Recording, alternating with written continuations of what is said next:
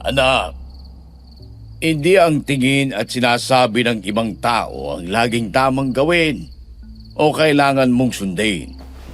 Karamihan sa mga yan, puro ingay lang. Pero hindi talaga nila naiintindihan ang sitwasyon. Kaya ikaw, kung ano sa tingin mong tama at kung ano ang sinisigaw ng puso mo, yun ang sundin mo.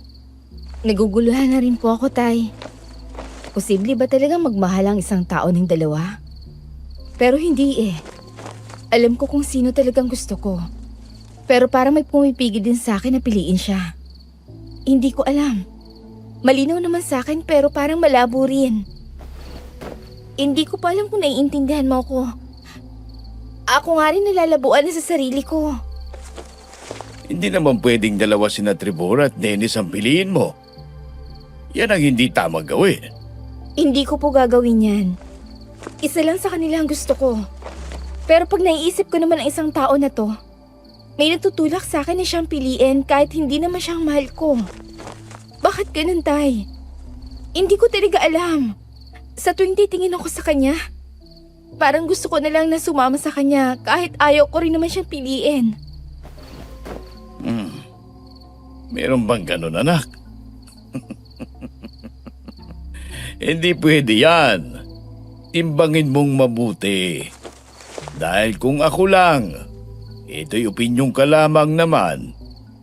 Pero hindi ko sinasabing ito ang sundin mo. Mas nakikita kong nakabubuti para sa iyo si Trevor. Mabuti siyang tao.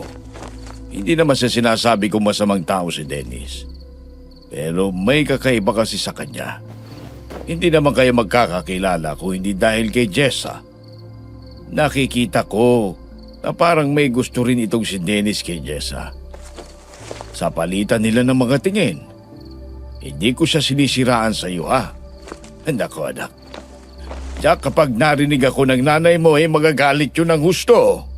Titimbangin ko muna silang dalawa. Yun po siguro ang mas mainam na gawin.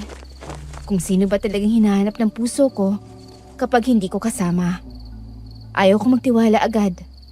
Hindi ko nga rin po alam kung bakit sa tabakong to. Hindi naman ako ganun kagandahan pero dalawang tao nag-aagawan sa akin. Parehas pang manunugis ng aswang. Hindi po ba't parang dun pa lang? Parang meron ng kakaiba.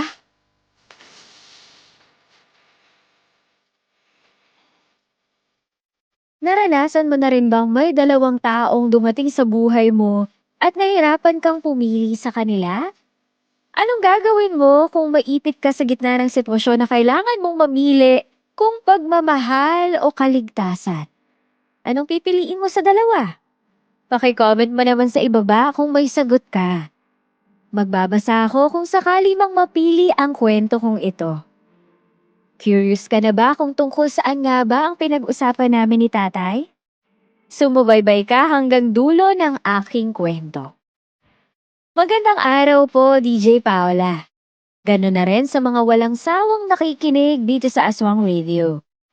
Itago niyo na lang po ako sa pangalang Yela. Dating taga-probinsya, pero ngayon nasa Maynila na. 32 years old na ako at nangyari sa akin to nung 23 anyos ako. Magsa-10 taon pa lang ang nakalilipas. Mataba po ako noon.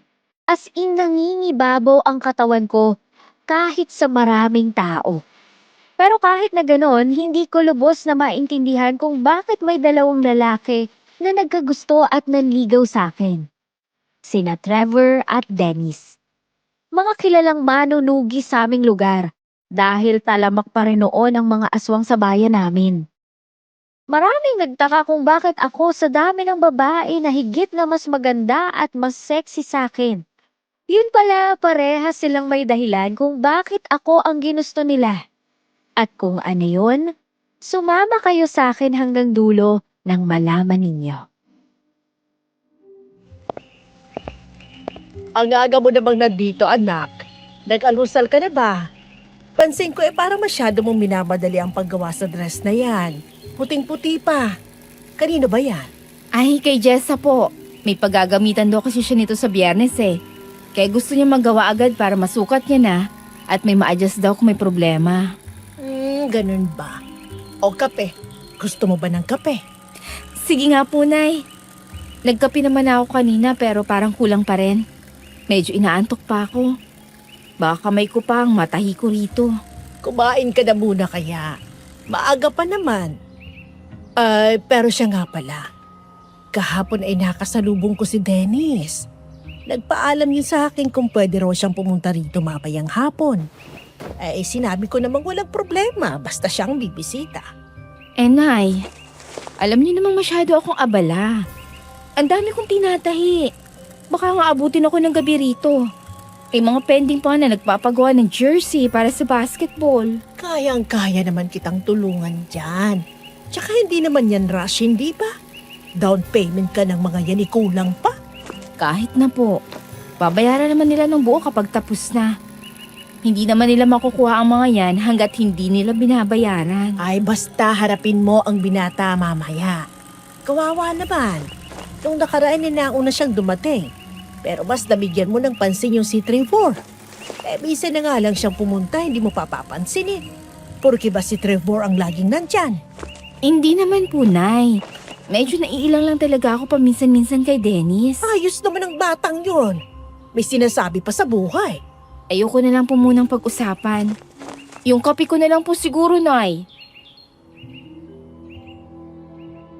Laging ipinipilit ng Nanay Vilma ko sa akin ang manliligaw kong si Dennis. Magkaiba sila ni Tatay Narding, na si Trevor naman ang gusto. Hinahayaan ko na lamang sila dahil sa dulo, ako pa rin naman ang masusunod na kung sino sa kanila ang pipiliin ko. Pagkatapos ng tanghalian, nagulat naman ako nang biglang sumulpot ang kaibigan kong si Jessa. Maganda siya, DJ Paula. Maputi at balingkinita ng katawan. Lalo pang bumagay sa kanya ang mahaba at itim na itim niyang buhok. Iyon na rin ang ipinagtataka sa ilan sa mga kapitbahay. Bukod na nga sa may dalawa akong manliligaw, may kaibigan pa akong maladyosa sa ganda. Uy, friend! Ano? Kumusta na yung pinatatahi ko sa'yo? Eto, tinatapos ko na lang tong sequence sa ibabaw. Saglit lang to. Tapos pwede mo nang isukat. Ayun! Sorry kung parang minamadali kita ha. Excited lang talaga ako. Lalo na para sa okasyon namin. Ano ba kasing meron? Para saan ba talaga tong susuot mo? Hindi ko ba nasabi sa'yo? Para sa kasal. Kasal? Huwag mo sabihin ikaw ang ikakasal. Gaga ka. Hindi mo mala ako iniimbitahan? Kaya ba puti ang dress mo? Gag. Hindi ako. Anong hindi ikaw? Parang wedding dress nga pala tong pinagawa mo. Hindi no. Gusto ko lang talaga na puti rin ang isuot ko. Alam mo na. Para mas mangibabaw ang beauty ko sa iba, di ba? Di para mo nang inungusan ng bride nito. Okay lang yun. Mabait naman siya. Hindi yun magagalit. At saka, huwag mo nang intindihin yun. Ako nang bahala. Sige, sabi mo Oo nga pala, matanong kita. Hindi ka pa ba nakakapili kina Trevor at Dennis? Go for Dennis na kasi, friend. Sobrang bait kaya nung tao. Di mo lang ganong pinapansin. Alam mo, natutulig na ako sa inyo ni Nanay. Dennis kayo ng Dennis. Wow, ang arte mo. Para namang 21 ang waistline mo. 20 mo pa nga lang 20 kilos na. Grabe ko naman, masakit to. Nasasaktan ka sa totoo. Pero ayos lang. Hindi naman sa katawan nakikita kung gaano ka kaganda. Maganda ka naman, tsaka mabait ka. Kaya siguro nagustuhan ka ng dalawang yon. Over ka sa backhanded compliment Palibhasa perfect ang lahat sa'yo. Dino! Hindi ko naman nakukuha lahat ng gusto ko kahit maganda ako. Tulad na lang ng taong gusto ko. Perfect na kamo ako, di ba? Bakit hindi niya pa rin ako nagugustuhan? Sino ba kasi yan? Ang tanga naman. Malay mo, si Trevor, kaya pinupush ko sa'yo si Dennis para akin siya kapag sinagot mo na si Dennis. So yan pala ang dahilan. Ano ka ba? Joke lang, no? Patola ka talaga. Ang gulo mo kasi. Hindi mo nalang sabihin kung sino talagang gusto mo. Malay mo matulungan kita. Ano ko hindi na? Kaya ko na yon. Ang intindihin mo, yung sarili mong love life. Kung alam ko lang na ganyan pala ang pag-aagawa ng mga hunk, di sana bata pa lang, nagkakain ako ng kung ano-ano hanggang sa tumaba ako. Ikaw, kanino mo pa ako binabody shame, ha? Hindi porky sexy ka, papayag akong ginaganyan mo na ako dahil lang sa mataba ako. Hoy, te, baka makalimutan mo namang friends tayo. Hindi ba't ang magkaibigan nag-o-okrayan, o diba? Oo, magkaibigan tayo. Pero hindi naman free pass yon para low-key mo akong laitin dahil sa katawan ko, no? Oh, ha?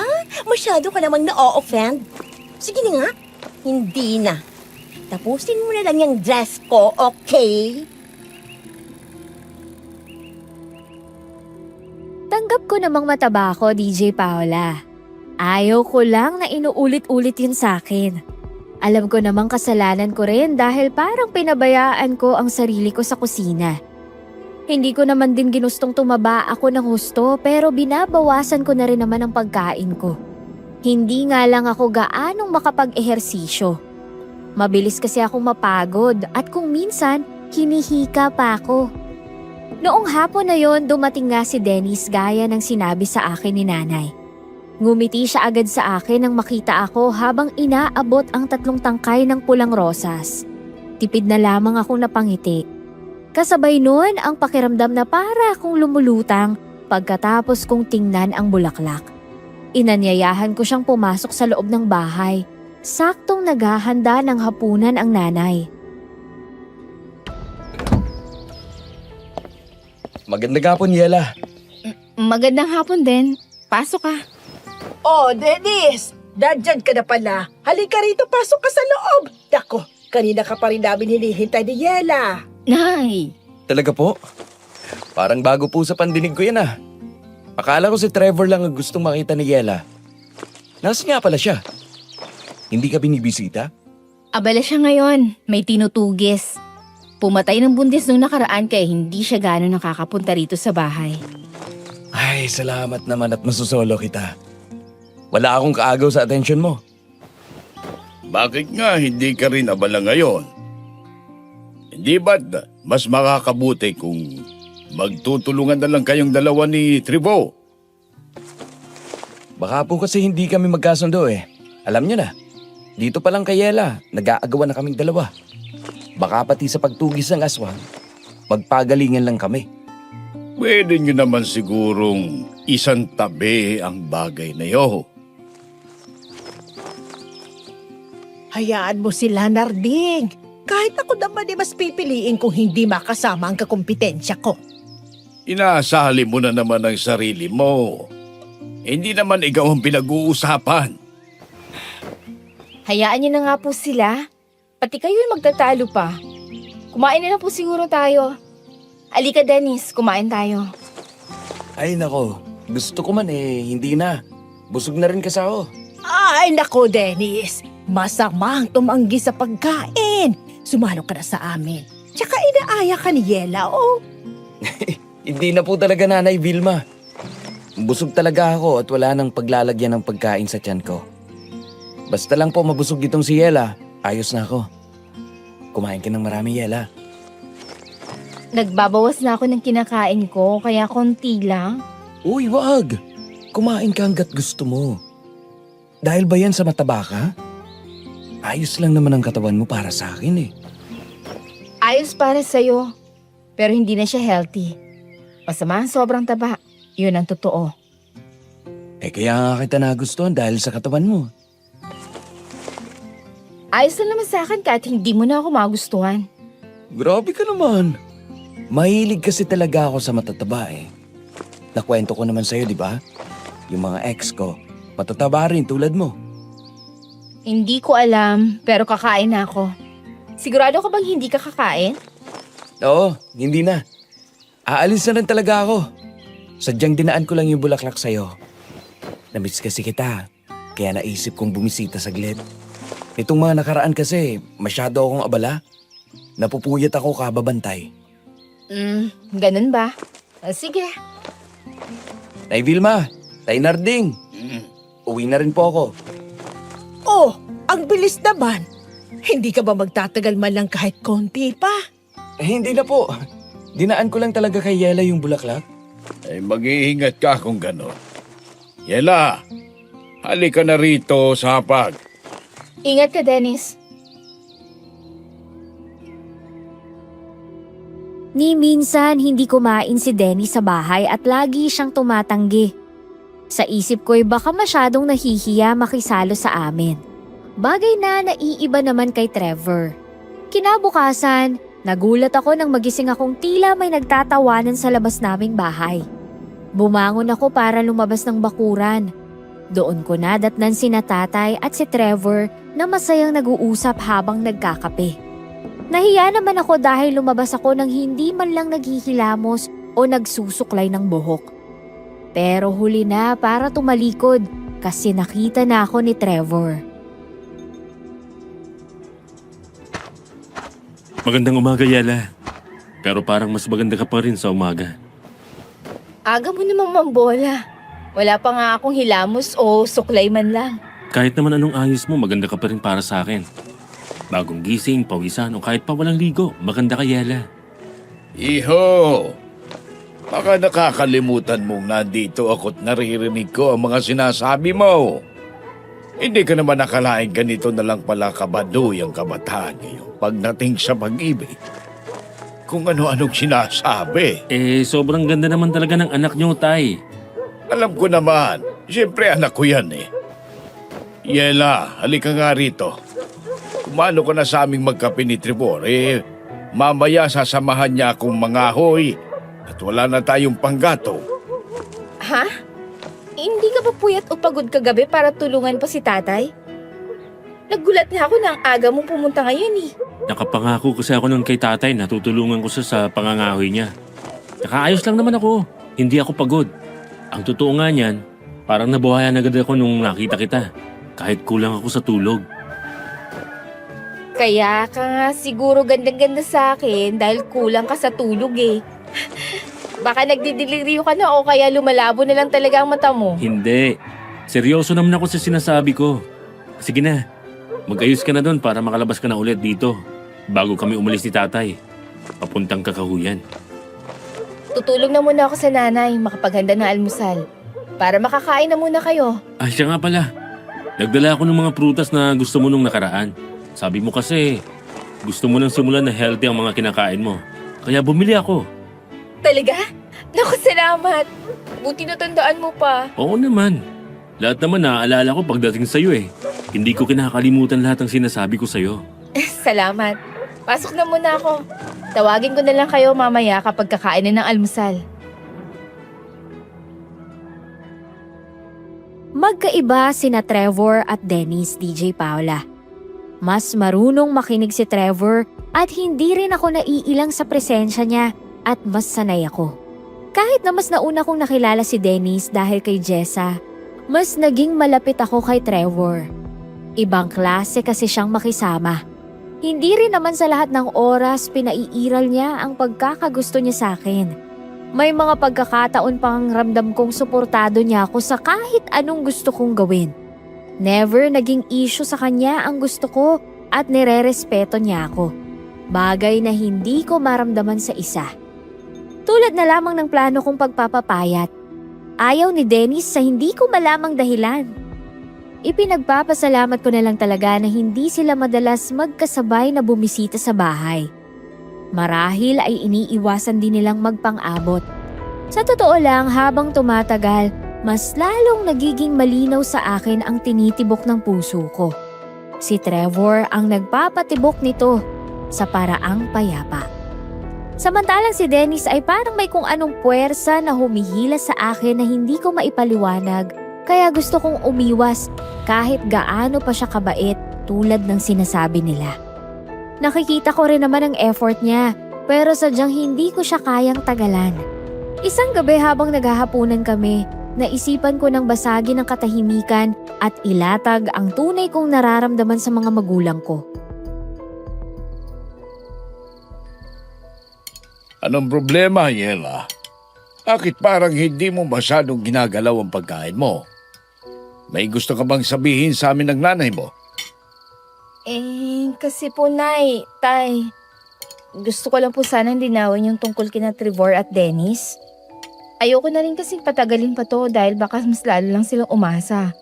Lalo na si Dennis. O ano bang napagdesisyonan mo, anak? Sino ba sa dalawa ang mas matimbang sa puso mo? Pinag-isipan ko pong mabuti, Tay. At kahit po anong gawin kong pagtimbang, kay Trevor po talaga ako mas komportable eh. Siya po ang gusto kong piliin. Alam ko pong siya talaga ang gusto ko. Una pa lang. Ano? Kay Trevor? Pero Yela anak, napakabait ni Dennis sa atin. Nakita mo naman, kahit bulaklak hindi nakakalimutang magdala.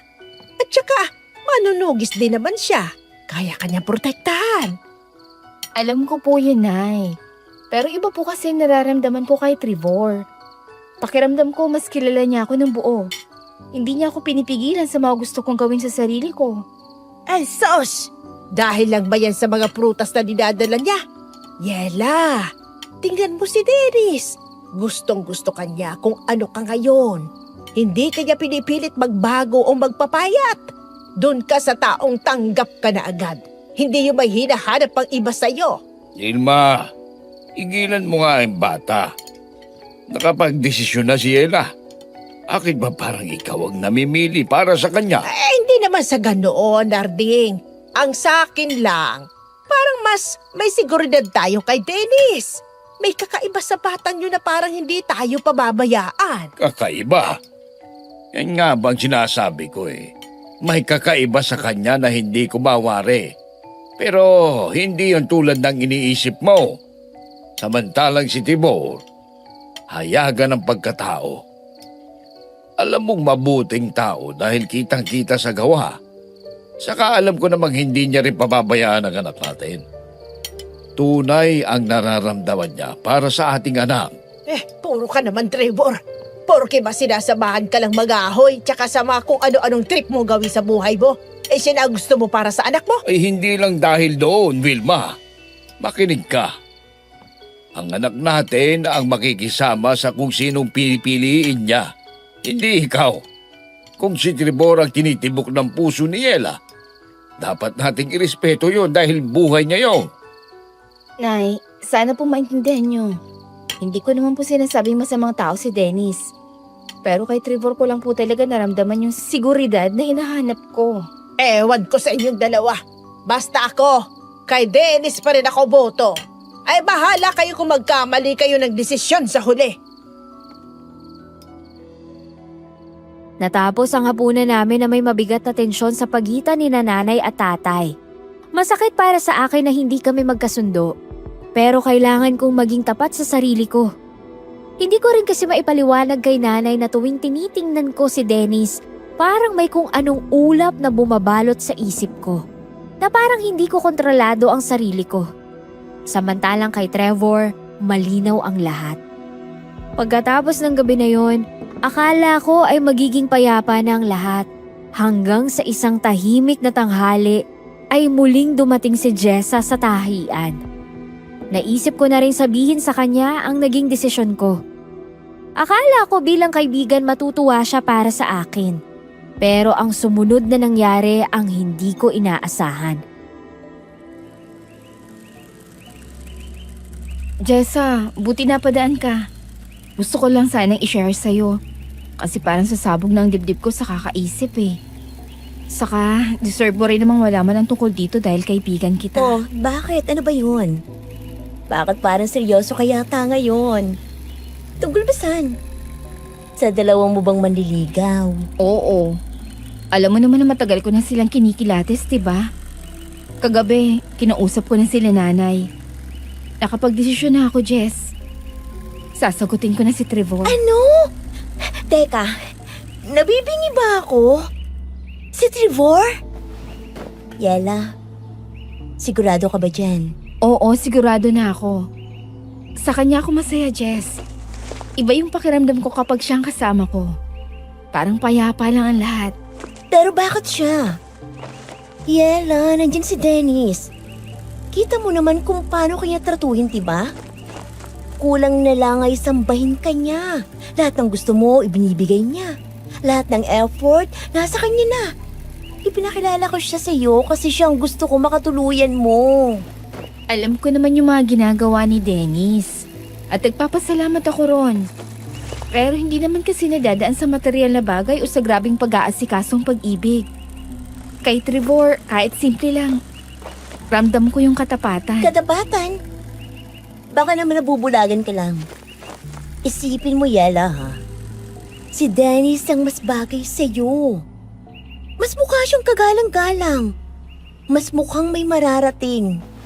Bakit mo sasayangin yung pagkakataon sa isang Trevor na hindi mo alam kung may patutunguhan ba talagang buhay?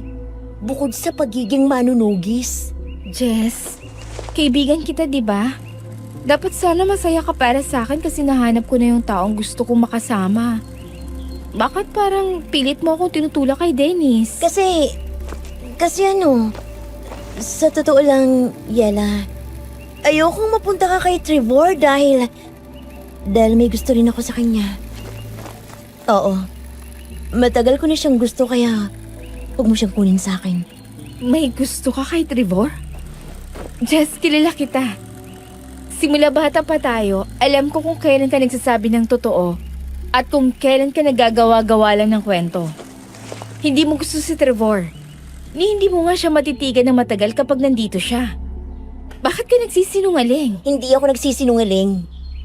Sinasabi ko lang ang totoo para layuan mo siya. Bakit bang tigas ang ulo mo? Sinasabi ko sa'yo, hindi ka para kay Trevor. Hindi ko maintindihan kung anong meron kay Dennis at kailangan magsinungaling ka pa para lang sa kanya. Bakit ba? Wala. Ang sa akin lang, ang kapal naman ng mukha mong tanggihan si Dennis. Kaibigan ko rin yung tao. Kapag nasaktan yun, masasaktan din ako. Yela, tingnan mo ang sarili mo sa salamin. Mataba ka. Sa tingin mo ba, sa itsura mong yan, may seryosong magkakagusto sa'yo bukod kay Dennis na tanggap ka? Jess, ano bang sinasabi mo? Totoo naman, diba? Mapalad ka na nga dahil kahit ganyan ang katawan mo, may isang Dennis na nagkakandara pa sa'yo. Akala mo ba mahal ka talaga ni Trevor? Nagkakamali ka. Pinaglalaruan ka lang nun. Walang lalaking seryosong magmamahal sa isang tulad mo na parang hindi marunong mag-alaga sa sarili. Akala ko kaibigan kita. Pero ngayon, nakikita ko na kung sino ka talaga. Kung tingin mo ay ganyan lang kababaw ang pagtingin ni Trevor sa akin, nagkakamali ka. At mas lalong nagkakamali ka kung akala mo ay mapipilit mo kung sa gusto mo gamit ang panlalait. Magsisisi ka rin, Yela. Kapag iniwan ka ni Trevor at na-realize mong wala ka nang babalikan, huwag kang iiyak sa akin. Dahil sa uli, malalaman mo rin na si Dennis lang ang kaisa-isang tao na tunay na makakatanggap sa kung ano ka. Hindi ko na nagawang sumagot pa dahil sa sobrang bigat ng nararamdaman ko. Habang mabilis na naglalakad palabas si Jessa sa tahian, naiwan akong tulala at pilit kong pinipigilang umiyak. Iniisip ko kung may mali ba kung ang pinipili ng puso ko ay si Trevor. Bakit ba gano'n na lang ang pilit nila na mapunta ako kay Dennis? Gulong-gulo ako, DJ Paula. Alam kong magiging masaya ako sa taong pinili ko. Pero parang hindi naman magiging masaya ang ilan sa nakapaligid sa amin. Pagkatapos ng sagutan naming yun ni Jessa, ilang araw din akong hindi pinatigil ng bigat ng loob. Parang bawat tahi ng karayom sa tela may kasamang buntong hininga. Isang tanghali habang tinatapos ko ang isang magarbong gown, tumawag ang kliyente ko. Hindi raw siya makakapunta para kunin ang gown dahil abala siya sa pag-aasikaso ng ibang bagay para sa kasal niya. Nakikiusap siya. Dadagdagan na lang daw ang bayad ko. Ihatid ko lang ang gown sa kanila. Kahit malayo at kailangan pang tumawid ng hangganan ng probinsya, pumayag na ako. Sayang din naman kasi ang perang idadagdag. Nagkataon namang abala rin ng nanay at tatay sa kanya-kanya nilang trabaho kaya walang nakasama sa akin. Hindi ko akalain na ganun pala katagal ang biyahe. Inabot ako ng 9:00 ng gabi sa daan pa uwi. Pagbaba ko sa kanto namin, sinalubong ako ng nakakabinging katahimikan. Walang dumadaang tricycle. Ang tanging liwanag lang ay ang maputlang sinag ng buwan na pilit sumisilip sa makakapal na ulap. Habang naglalakad ako sa gitna ng madilim na kalsada, unti-unting gumagapang ang kaba sa dibdib ko. Pakiramdam ko sa bawat hakbang ko, may mga matang nakamasid sa akin sa dilim.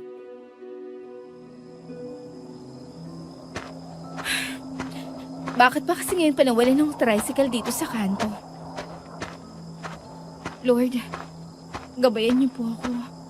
Malayo-layo pang susunod na bahay mula rito. Sino yan? May tao ba dyan? Huwag kayong manakot. Hindi nakakatawa. Ano yung amoy na yun? Parang patay na daga na hinaluan ng nabubulok na karne. Napakabaho! Hindi. Kuni-kuni mo lang to, Yela. Maglakad ka lang. Malapit na. Malapit na sa may ilaw. Teka. Bakit parang may sumasabay sa paghakbang ko? Saan ka pupunta, matabang dalaga?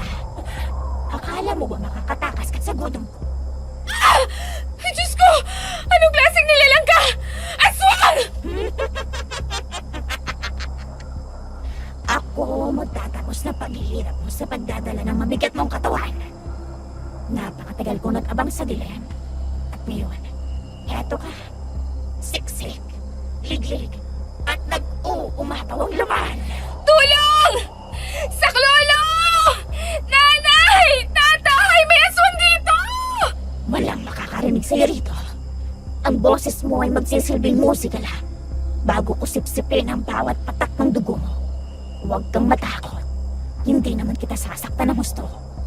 Kung ayaw mo mas masaktan, sumunod ka na lang sa gusto ko. Bakit ako? Wala akong ginagawang masama sa inyo. Parang awa niyo na. Pakawalan niyo po ako. Ang taba mo kasi. Malaman ka. Parang isang piyesta na nakahain sa harapan ko.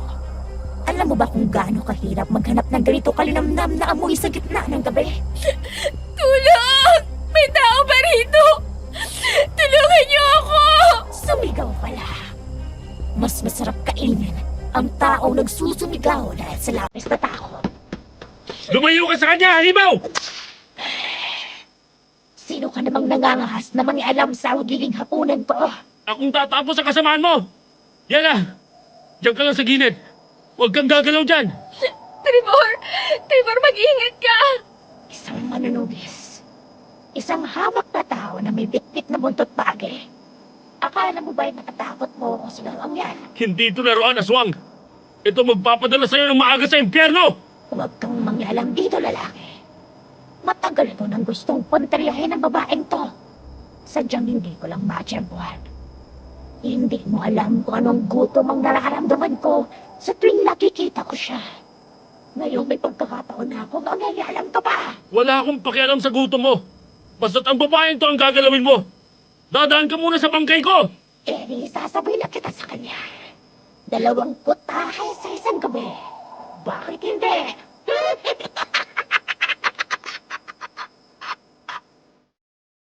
Hindi ko maipaliwanag ang takot na nararamdaman ko habang pinapanood ko silang dalawa. Ang dambuhalang aswang, mabilis gumalaw sa kabila ng laki nito. Pero si Trevor, parang isang anino na nakikipagsabayan sa kanya sa dilim. Bawat hampas ng buntot pagi niya, naglalabas ng kakaibang tunog na tila humihiwa sa hangin. Umiiyak lang ako sa isang tabi. Hindi makatayo dahil sa panginginig ng aking mga tuhod. Nakikita ko ang determinasyon sa mga mata ni Trevor. Kahit na ilang beses siyang muntikang mahagip ng matatalas na kuko ng aswang. Hindi ka ba napapagod? Alam mo naman kung anong kahihinatnan mo. Mamamatay ka pa rin. Masyado kang mayabang.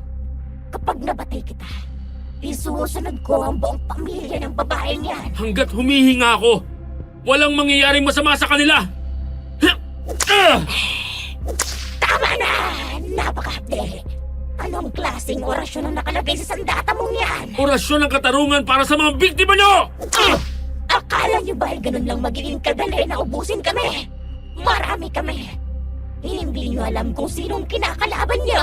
Kahit ilang pa kayo, hindi ko kayo uurungan! Ang sakit! Nasusunog! Huling gabi mo na sa mundong to. Marami ka nang pinatay. Oras na para pagbayaran mo yan! Trevor! Tapusin mo na siya! Patayin mo na! Huwag! Huwag mo akong patayin! Magsisisi ka! Hindi ako kailanman magsisisi pumatay ng mga tulad nyo! Akmang ibababa na ni Trevor ang buntot pagi para sa huling hampas nang biglang may mabilis na bulto ng kadiliman ang sumalungat mula sa itaas ng matandang puno ng mangga. Sa bilis nito, tila isang itim na kidlat na bumagsak sa pagitan ni na Trevor at ng naghihingalong aswang. Nabalot ng makapal na alikabok ang paligid at nang humupa ito, tumambad ang isang lalaking aswang. Mas malaki siya. Mas siksik ang kalamnan at ang kanyang mga mata ay hindi lang nanlilisik kundi tila may sariling pulang liwanag na nagmumula sa kailaliman ng impyerno. Ang kanyang presensya ay nagdala ng mas matinding lamig sa hangin na naging sanhi ng sabay na panginginig ng aking katawan at ng mga dahon sa paligid. Hindi pa ngayon ang oras niya, manunugis. Ano? May isa pa?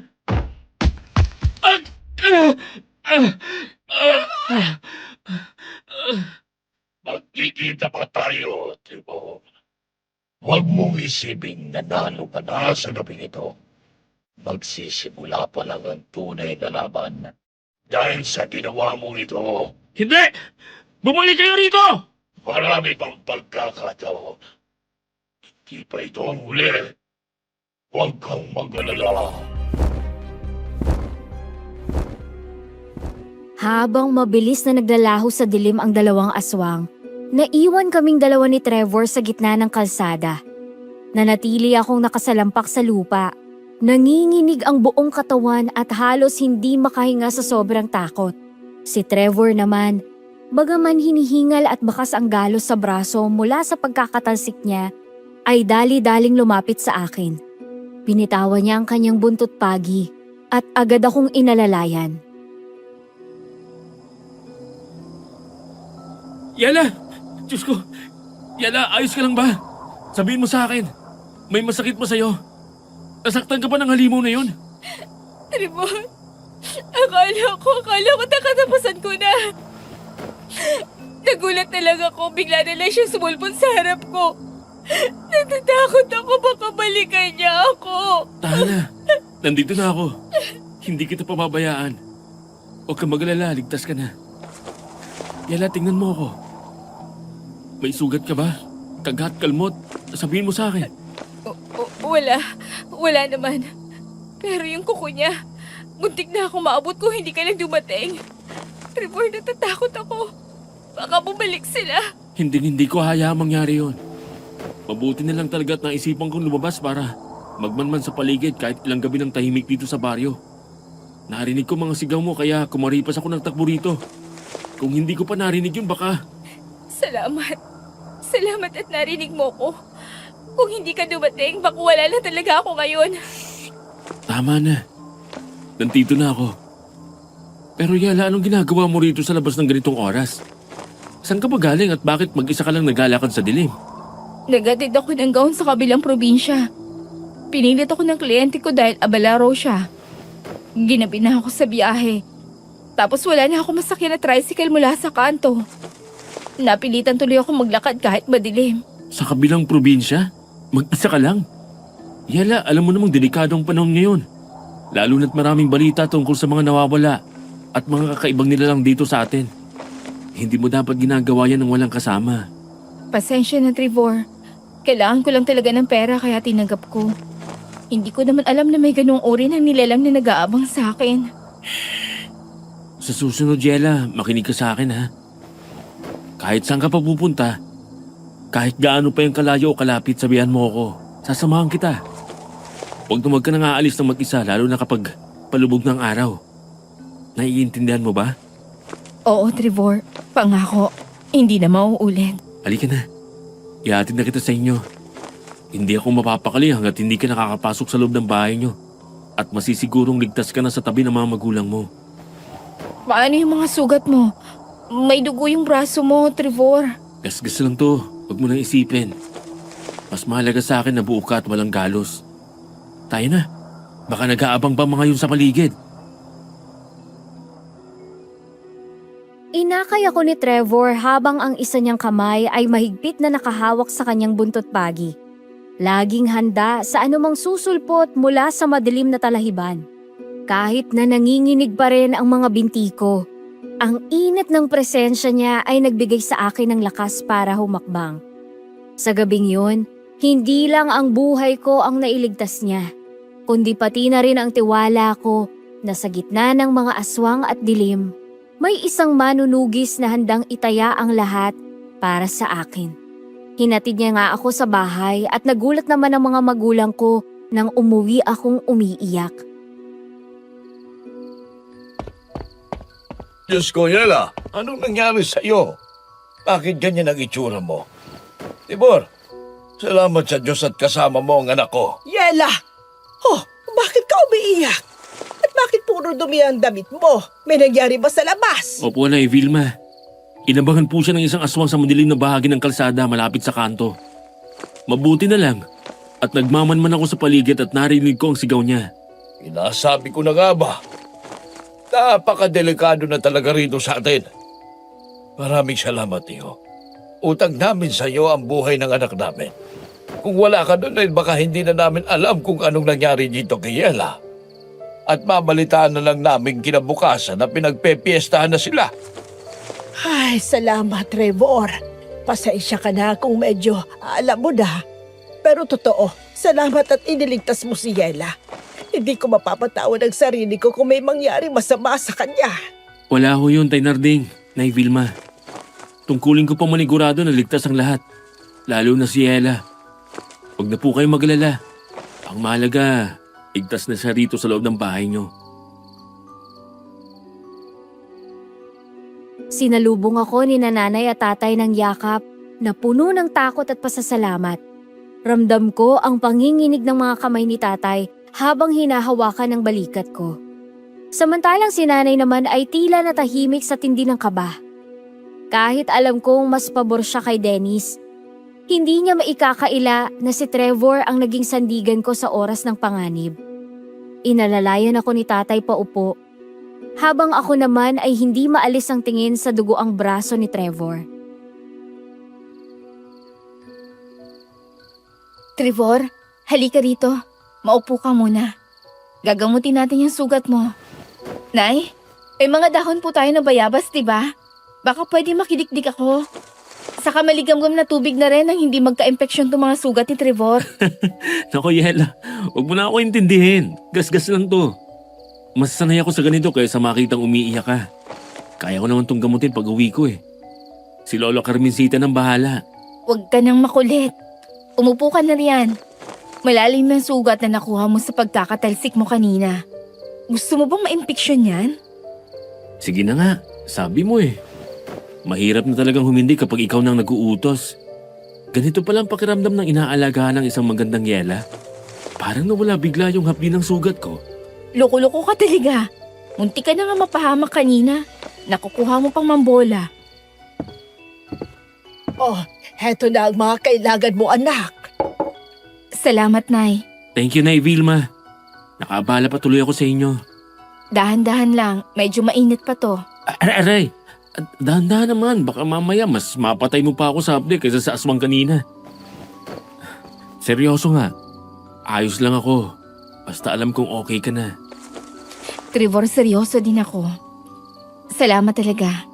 Kung hindi dahil sa buntot pagi mo at sa tapang mo, baka naging hapunan na ako ng aswang na yon. Hanggat ako ang manunugis dito sa bayan natin, walang aswang na makakalapit sa'yo.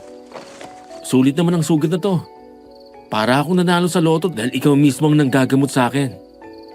Pwede bang araw-arawin na lang natin to? At gusto mo talagang lagi nasusugatan. Baliw ka na nga yata. O ayan, tapos na. Balutin natin na malinis sa tela para hindi malitikan ng dumi.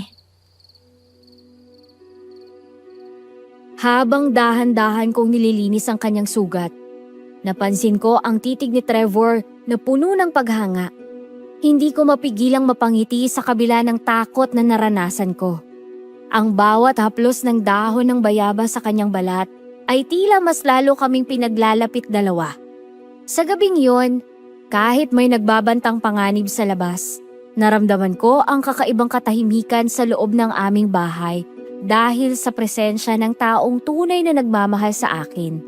Simula noong gabing yun, mas naging malinaw na ang lahat sa akin. Hindi ko na kailangan pang timbangin ang nararamdaman ko dahil alam ng puso ko kung sino ang tunay na nagbibigay sa akin ng kapayapaan at seguridad.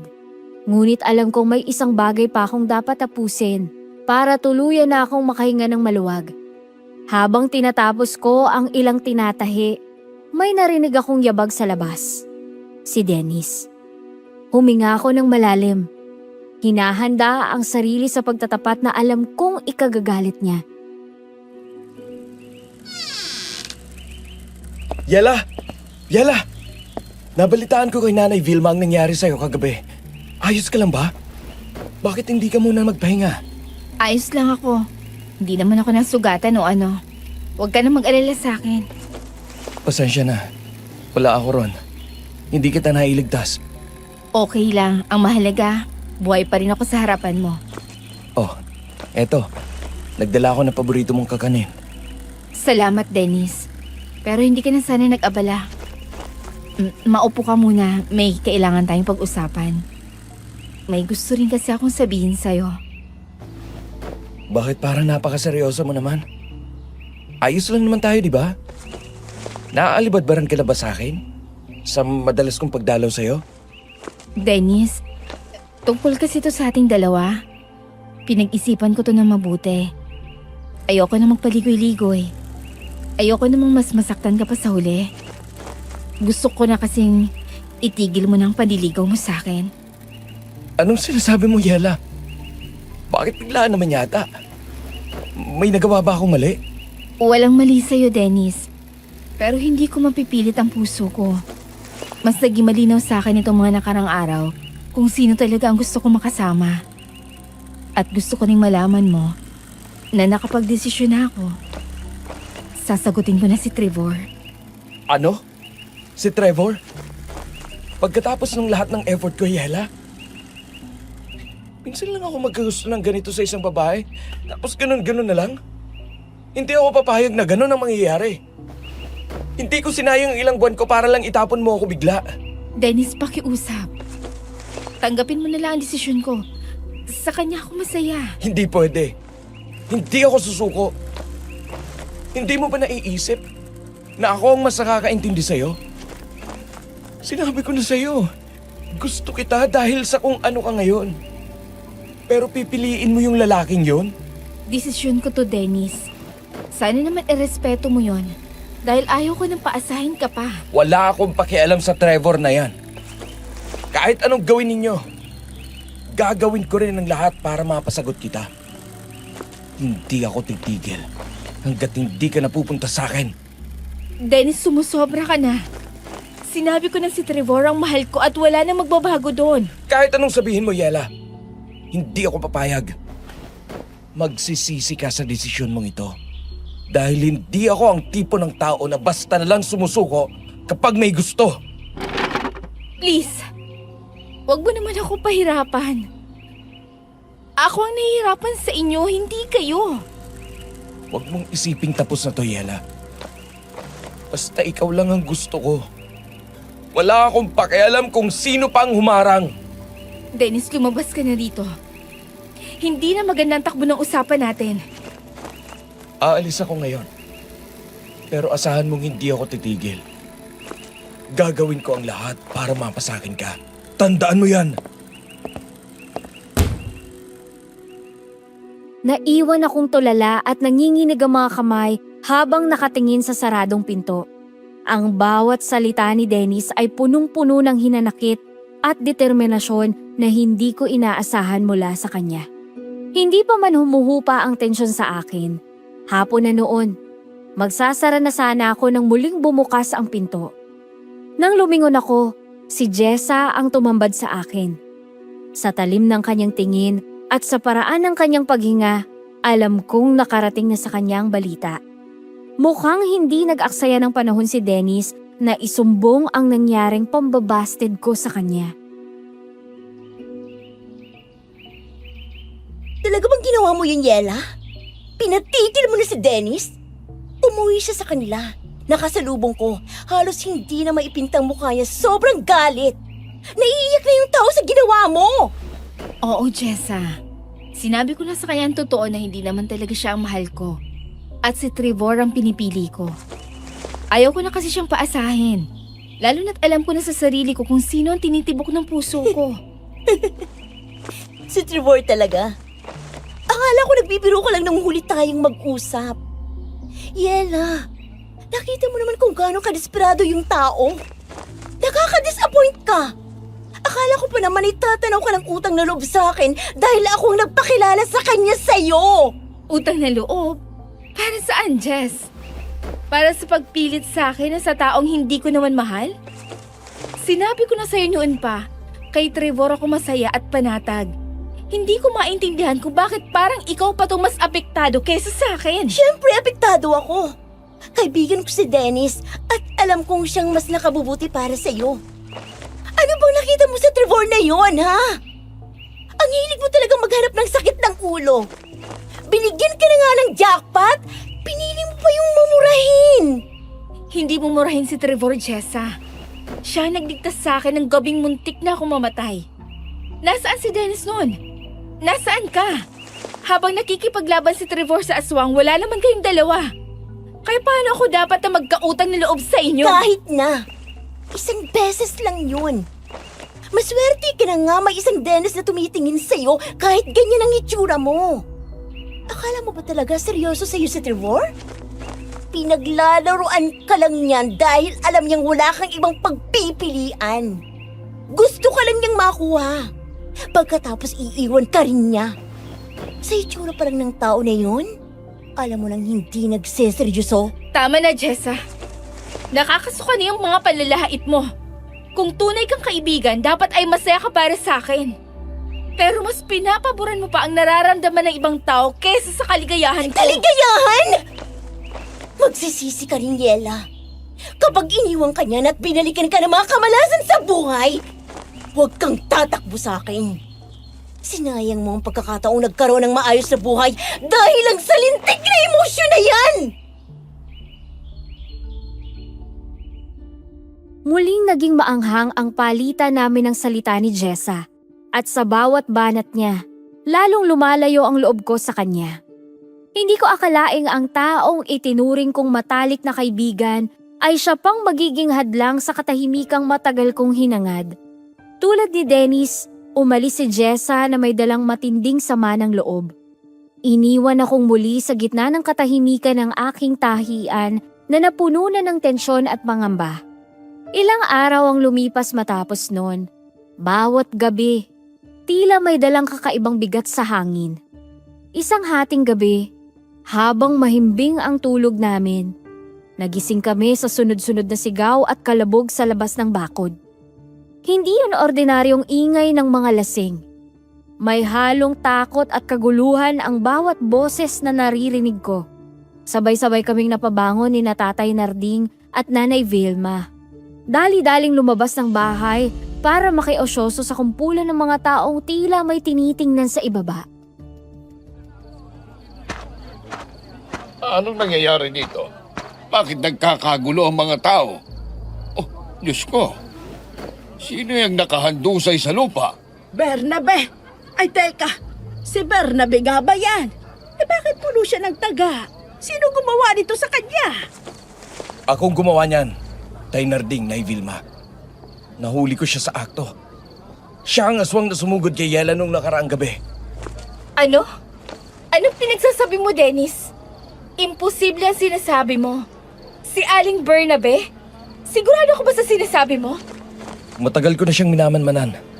Nakita ko siyang nagpapalit anyo sa likod ng bahay ninyo. Kaya hindi ko na hinintay na makapanakit pa siya. Tinapos ko ng kasamaan niya bago pa siya makalapit sa'yo ulit.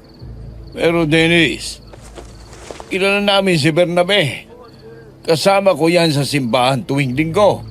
Naglilingkod yan sa Panginoon at deboto yan. Napakabait na tao niya para pagbintangan mong aswang. Tay Narding, maniwala kayo sa akin. Ang mga aswang, madalas silang nagtatago sa anyo ng mga taong mukhang banal. Ginamit niya ang simbahan para hindi siya paghinalaan. Pero ngayong gabi, hindi na siya nakalusot sa akin. Hindi ko matanggap. Si Bernabe, parang kapatid ko na yan. Mabait na tao, masipag, maaasahan. Bakit kailangan umantog sa ganito, Dennis? Sigurado ka ba talaga sa nakita mo? Siguradong sigurado ako na Vilma. Ginawa ko to para sa kaligtasan ni Yela. Kahit pa magalit kayo sa akin, hindi ko hahayaang may lumapit na kampo ng dilim sa pamilya ninyo. Ngayon, nakita niyo na. Ako lang ang tunay na makakaprotekta sa inyo. Napako ako sa kinatatayuan ko habang nakatingin sa walang buhay na katawan ni Aling Bernabe. Ang dugoang itak sa kamay ni Dennis ay tila nanunuya sa akin. Alam ko sa loob-loob kong may mali, DJ Paula. Madalas akong puntahan ni Aling Bernabe para makipagkwentuhan. Tapos, bibigyan pa ako ng kakanin na itinitinda niya sa palengke sa umaga. Hindi siya ang aswang na nakita ko sa dilim. May kakaibang ngiti sa mga mata ni Dennis sa kabila ng pawis at dugo. Isang ngiti ng tagumpay na tila sinasabing kailangan ko siyang pasalamatan sa pagpaslang sa isang inosente. Dennis, nagkamali ka. Hindi si Aling Bernabe ang sumugod sa akin. Iba ang itsura ng aswang na yon. Bakit mo siya pinatay? Bakit kailangang umabot sa ganito? Naguguluhan ka lang, Yela.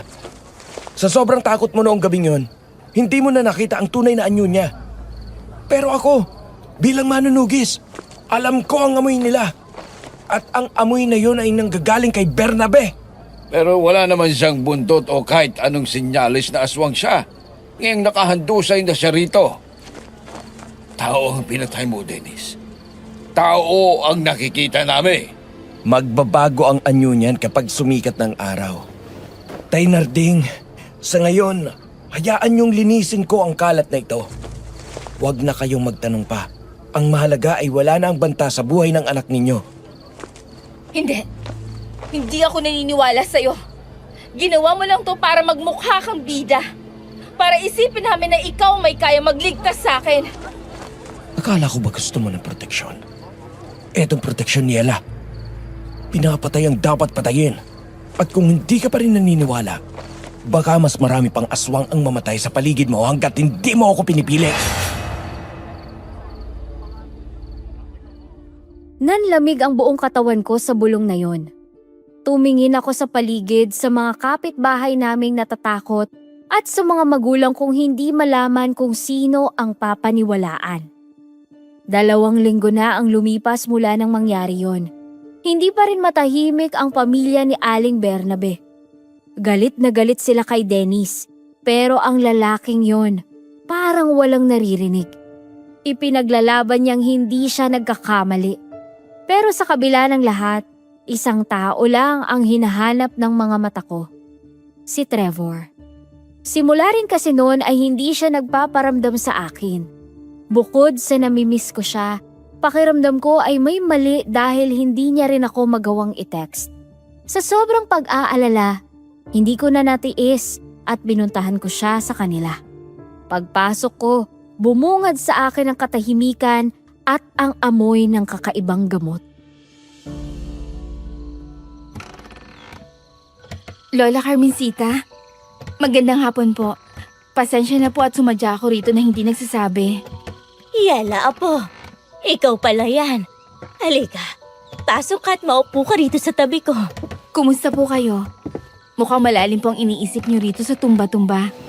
Ang tagal ko rin po hindi nakadalaw rito sa inyo. Ay, mabuti naman ako, apo. Itong katawan lang medyo mabigat na. Pero ikaw, kumusta ang lagay niyo? Palapit sa bayan. Ay, balita ko eh. Sinugod ka rin daw ng aswang nung nakaraan. Ay, salamat naman sa Diyos at hindi ka na paano. Opo, buti na lang po dumating si Trevor. Maayos naman po kami bukod doon, Lola. Kaya lang, itatanong ko lang po sana kung nasaan si Trevor. Ilang linggo na po kasi siyang hindi nagpapakita sa akin. Nag-aalala lang po ako. Ay, alam ko namang siya ang sinadya mo rito, apo. At mabuti na lang talaga't naisipan mong pumunta. Akala ko talaga kukunin na siya ng Panginoon, Yela. Akala ko'y huling gabi na niya nung umuwi siya sa akin. Halos hindi ko na alam kung anong gagawin ko. Po, ano pong nangyari? Bakit po kayo umiiyak? May sakit ba si Trevor? Umuwi siyang duguan, Apo. Ay, halos hindi na siya makalakad at punong-puno ng sugat ang katawan. Ay, sabi niya, may nakasagupa siyang malakas na aswang sagupat. Diyos ko, bakit po ngayon niya lang sinabi sa akin? Bakit hindi niyo pinapaalam? Binilinan niya kasi ako. Sabi niya, ay huwag na huwag kong sasabihin sa'yo dahil ayaw niyang matakot ka o madamay pa sa gulo nila. Ayaw kanyang pag-aalalahanin. Pero Lola, kaibigan ko siya. Higit pa nga doon ang turing ko sa kanya eh. Dapat ay nandun ako ng mga oras sa kailangan niya ng tulong. Bakit kailangan niya itago sa akin ang nangyari sa kanya? Nung muntik na ako mapahamak, nandyan siya. Tapos ayaw niya akong hayaan na tulungan din siya. Alam mo naman, Apo ko. Ay, ayaw niyang nakikita mo siyang mahina at natatakot siya. Natatakot siya na baka kapag nalaman mong muntik na siyang mamatay, ilayuan mo siya dahil sa panganib na dala niya. Hindi ko magagawa yon. Kung tutuusin, mas natatakot ako ngayon dahil wala akong kaalam-alam sa nangyayari. Nasaan po siya ngayon? Gusto ko siyang makausap. Tulog pa siya sa loob ng silid niya, Apo. Maraming nawalang dugo sa kanya. Kaya kailangan niya ng mahabang pahinga. Kaya pala ibang pakiramdam ko. Dito po muna ako, pwede po ba? Gusto ko kasi siyang makausap kapag nagising na siya. Napakabuti mong bata, Yela. Ay, pasensya ka na kung naitago namin to. Gusto lang naman ni Trevor na huwag kang mag-isip ng kung ano-ano. Alam mo ba kung anong sinabi niya nung nagkamalay siya? Sa oras daw na gumaling siya, ikaw ang unang-una niyang pupuntahan. Ay kasi baka raw akalain mong tumigil na siya sa panliligaw. Ay seryosong Apo ko sa'yo, Yela. Mahal na mahal ka niya. Na wala siyang ibang gusto kundi bigyan ka ng kapayapaan sa puso't isip mo. Ay, sige na Apo. Pumasok ka na sa kwarto niya. Alam kong hindi ka rin mapapakali hanggat hindi mo siya nakikita. Ay basta dahan-dahan lang. Ay baka magulat siya. Opo, Lola. Sandali lang po ako. Salamat po. Dahan-dahan kong pinihit ang seradura ng pinto ng kwarto ni Trevor. Baka kasi magising siya bigla at maantala ang pagpapahinga kung hindi ako mag-iingat.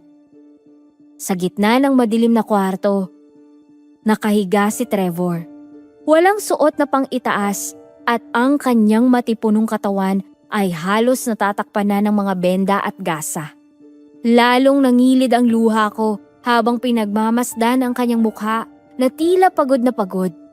May malaking gasgas sa kanyang pisngi at ang mga bendahe sa kanyang dibdib at braso ay may bakas pa ng natuyong dugo. Hindi ko mapigilang mapahagulhol ng mahina habang dahan-dahang lumalapit sa kanyang kama. Yala? Ikaw ba yan? O nananaginip lang ako? Ako to, Trevor. Si Yela. Bakit hindi mo sinabi sa akin? Nakakainis ka. Pinag-alala mo ako ng gusto. Akala ko kung ano na nangyari sa'yo. Teka lang, dahan-dahan. Huwag ka namang sumigaw. Masakit pang ulo ko pati katawan. Tsaka, bakit ka umiiyak? Hindi pa naman ako patay para iyakan mo ng ganyan. Buhay na buhay pa ako, oh. Nakukuha mo pang magbiro sa lagay mong yan? Tingnan mo nga ang sarili mo. Bunti ka nang mamatay, Trevor. Paano kung hindi ka na nakauwi rito sa inyo? Pero nakauwi ako, hindi ba? Buhay ako. Malakas ako, Yela. Hindi basta-basta namamatay. At saka, hindi ko kayang iwan ka ng basta-basta. Sino na lang magtatanggol sa'yo sa mga aswang? At sa mga mapagsamantalang tao? Hindi ako mawawala ng hindi man lang nagpapaalam sa'yo. Alam ko kasi magtatampo ka. Trevor, seryoso ako. Huwag mo nang uulitin to Huwag mo nang ililihim sa akin ang mga ganitong bagay. Kasi hindi ko kaya mawala ka. Kung alam mo lang kung gaano ako nag-alala nang malaman kay Lola na halos mamatay ka na. Please, ako ang una mong sasabihan palagi. Pangako, Yela, hindi ko na uulitin. At hindi ako mawawala sa piling mo. Hindi kita iiwan. Yan lang ang maipapangako ko sa'yo. Bukod sa mahal na mahal kita. Lumipas ang mga araw na ang buhay ko ay umikot lang sa pagitan ng aming bahay at sa silid ni Trevor. Tuwing umaga, maaga akong gumigising para magluto ng sabaw na mainit at dadalhin ko iyon sa kanya. Ako na ang naglilinis ng kanyang mga sugat. Tinitiis ang hapdi na nakikita ko sa kanyang mga mata tuwing nadidikit ang bulak sa malalalim niyang kalmot. Habang unti-unti siyang lumalakas, unti-unti ring mas napapalapit kaming dalawa. Mas nagiging malinaw na hindi ko lang siya basta gusto, kundi mahal ko siya. Masaya na ako sa ganon. Akala ko titigil na rin si Dennis, pero mukhang nagkamali rin ako sa bagay na yon. Magandang tanghali, Yela. Mukhang busy ka na naman Ano yung niluluto mo? Mabango parang masarap. Pwede ko ba yung tikman? O para dun yan sa manliligaw mong hilaw? Dennis, ano na namang ginagawa mo rito? Bakit pumapasok ka na walang pasabi? Pinapasok ako ni Nanay Vilma. Hindi mo man lang ba ako kukumustahin? Balita ako, doon ka na yata nakatira sa bahay nila Trevor. Maaga ka laging pumupunta ron. Wala kang pakialam kung saan ako nagpupunta, Dennis. Kaibigan ko si Trevor at kailangan niya ako dahil sa nangyari sa kanya. Kaibigan? Huwag mo na nga akong lukuhin. Yela, sinabi ko na sa'yo, ako ang nagligtas sa'yo. Ako ang pumatay sa banta sa buhay mo. Pero bakit siya pa rin ang gusto mo? Hindi mo man lang ako nakikita? Kahit katiting lang sa ginagawa ko para sa'yo, ang tigas mo naman. Tumigil ka na nga, Dennis. Hindi ka ba makaintindi? Ilang beses ko bang sasabihin sa'yo na huwag mo akong pakialaman? Natigilan mo na ako. Hindi ko na kaya nakikita ang presensya mo dahil hindi naman talaga kita gusto. Hindi kita magugustuhan dahil hindi ka marunong rumespeto. Yela, anak. Dahan-dahan naman sa pananalita. Bisita natin si Dennis. Nag-aalala lang naman sa'yo ang bata. Nay, hindi niyo ba nakikita? Hindi na ba sa pag-aalala o pangungumusta ang ginagawa niya Panghihimasok na to. Dennis, dederechohin na kita para hindi ka na pabalik-balik dito. Nagkakaunawaan na kami ni Trevor. Kahit hindi ko pa siya tuluyang sinasagot. Siya ang mahal ko at siya ang pinagkakatiwalaan ko. Nagkakaunawaan? Yung lalaking yun? Yung halos hindi man lang nagawang proteksyonan ang sarili niya laban sa hamak na aswang? Yun ang pinili mo kaysa sa akin? Oo, Dennis. Dahil kahit kailan, hindi siya naging katulad mo na kailangang pumatay ng inosente para lang magmukhang matapang. Mas mabuti pang mamatay siyang lumalaban kesa mabuhay na katulad mong puno ng kasinungalingan. Mag-ingat ka sa mga sinasabi mo, Yela. Binabalaan kita. Akala mo ba ligtas ka na dahil ang kasama mo ang Trevor na yan? Dennis, iho, kalma lang. Huwag mong sigawan ang anak ko. Tandaan mo to, Yela. Kung hindi ka mapupunta sa akin, hindi ka rin mapupunta sa kanya. Oras na malaman kung tuluyan ka nang nakipagrelasyon sa kanya, huwag mo kong sisihin kung anong mangyayari sa lalaking yon. Banta ba yan, Dennis? Anong akala mo sa akin? Matatakot mo? Lumabas ka na bago ko patawagin ang mga tanod. Hahayaan kita sa ngayon. Magsaya kayo habang kaya nyo pa. Pero tandaan mo, Yela, ang manunugis sa katulad ko, hindi bumibitaw sa target nila. Magkita na lang tayo sa susunod. Diyos ko, Yela. Ganun ba talagang ugali ng batang yon? Akala ko'y mabuti siyang tao. Bakit Parang kakaiba naman siya kung magsalita kanina. Nay, matagal ko nang sinasabi sa inyo. May mali kay Dennis. Ngayon narinig niyo na mismo sa bibig niya. Hindi ko na lamang masyadong inintindi pa si Dennis nung mga panahong yon, DJ Paula. Sadyang hindi ko lang talaga alam kung paano ko siya maaalis sa buhay ko. Gabi na noon pero naroon pa rin ako. Nakatitig sa makina. Paano ba naman kasi may bulk order ng mga jersey galing sa kabilang bayan? Kailangang matapos agad dahil rush daw at may laro na agad sila. Sabog pa rin ang isip ko dahil kay Dennis. Sa mga banta niya. Pero pilit ko na lang ibinabaon sa bawat tahi ng karayom ang kaba ko. 10:00 na nung gabing yon, bukas pa ang pinto ng shop ko para pumasok ang kaunting hangin.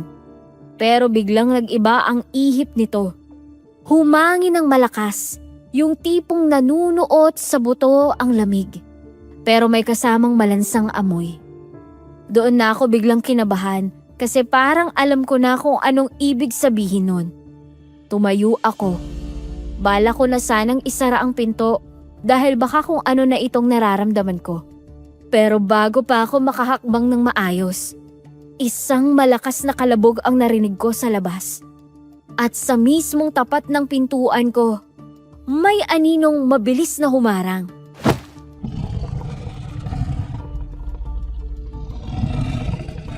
Nanlaki ang mata ko. Hindi yun tao. Ang itsura niya parang taong tinalupan ng balat. Kulay ube na itim at hindi maipaliwanag ang balat na tila nanunuyo.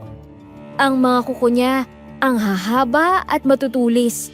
Tapos yung mga mata niya, nanlilisik na kulay pula. Galit na galit siya. At kitang-kita ko ang pagtulo ng malapot na laway sa bibig niya habang nakatitig sa akin. Diyos ko! Wag! Sino ka? Tulong! Tatay! Nanay! Tulong! Huwag ka nang humingi ng tulong. Hayop ka, halimaw! Wala akong mahagilap na kahit ano sa paligid ko. Sa sobrang taranta ko, hindi na ako nakaiwas nang bigla siyang sumunggab sa akin.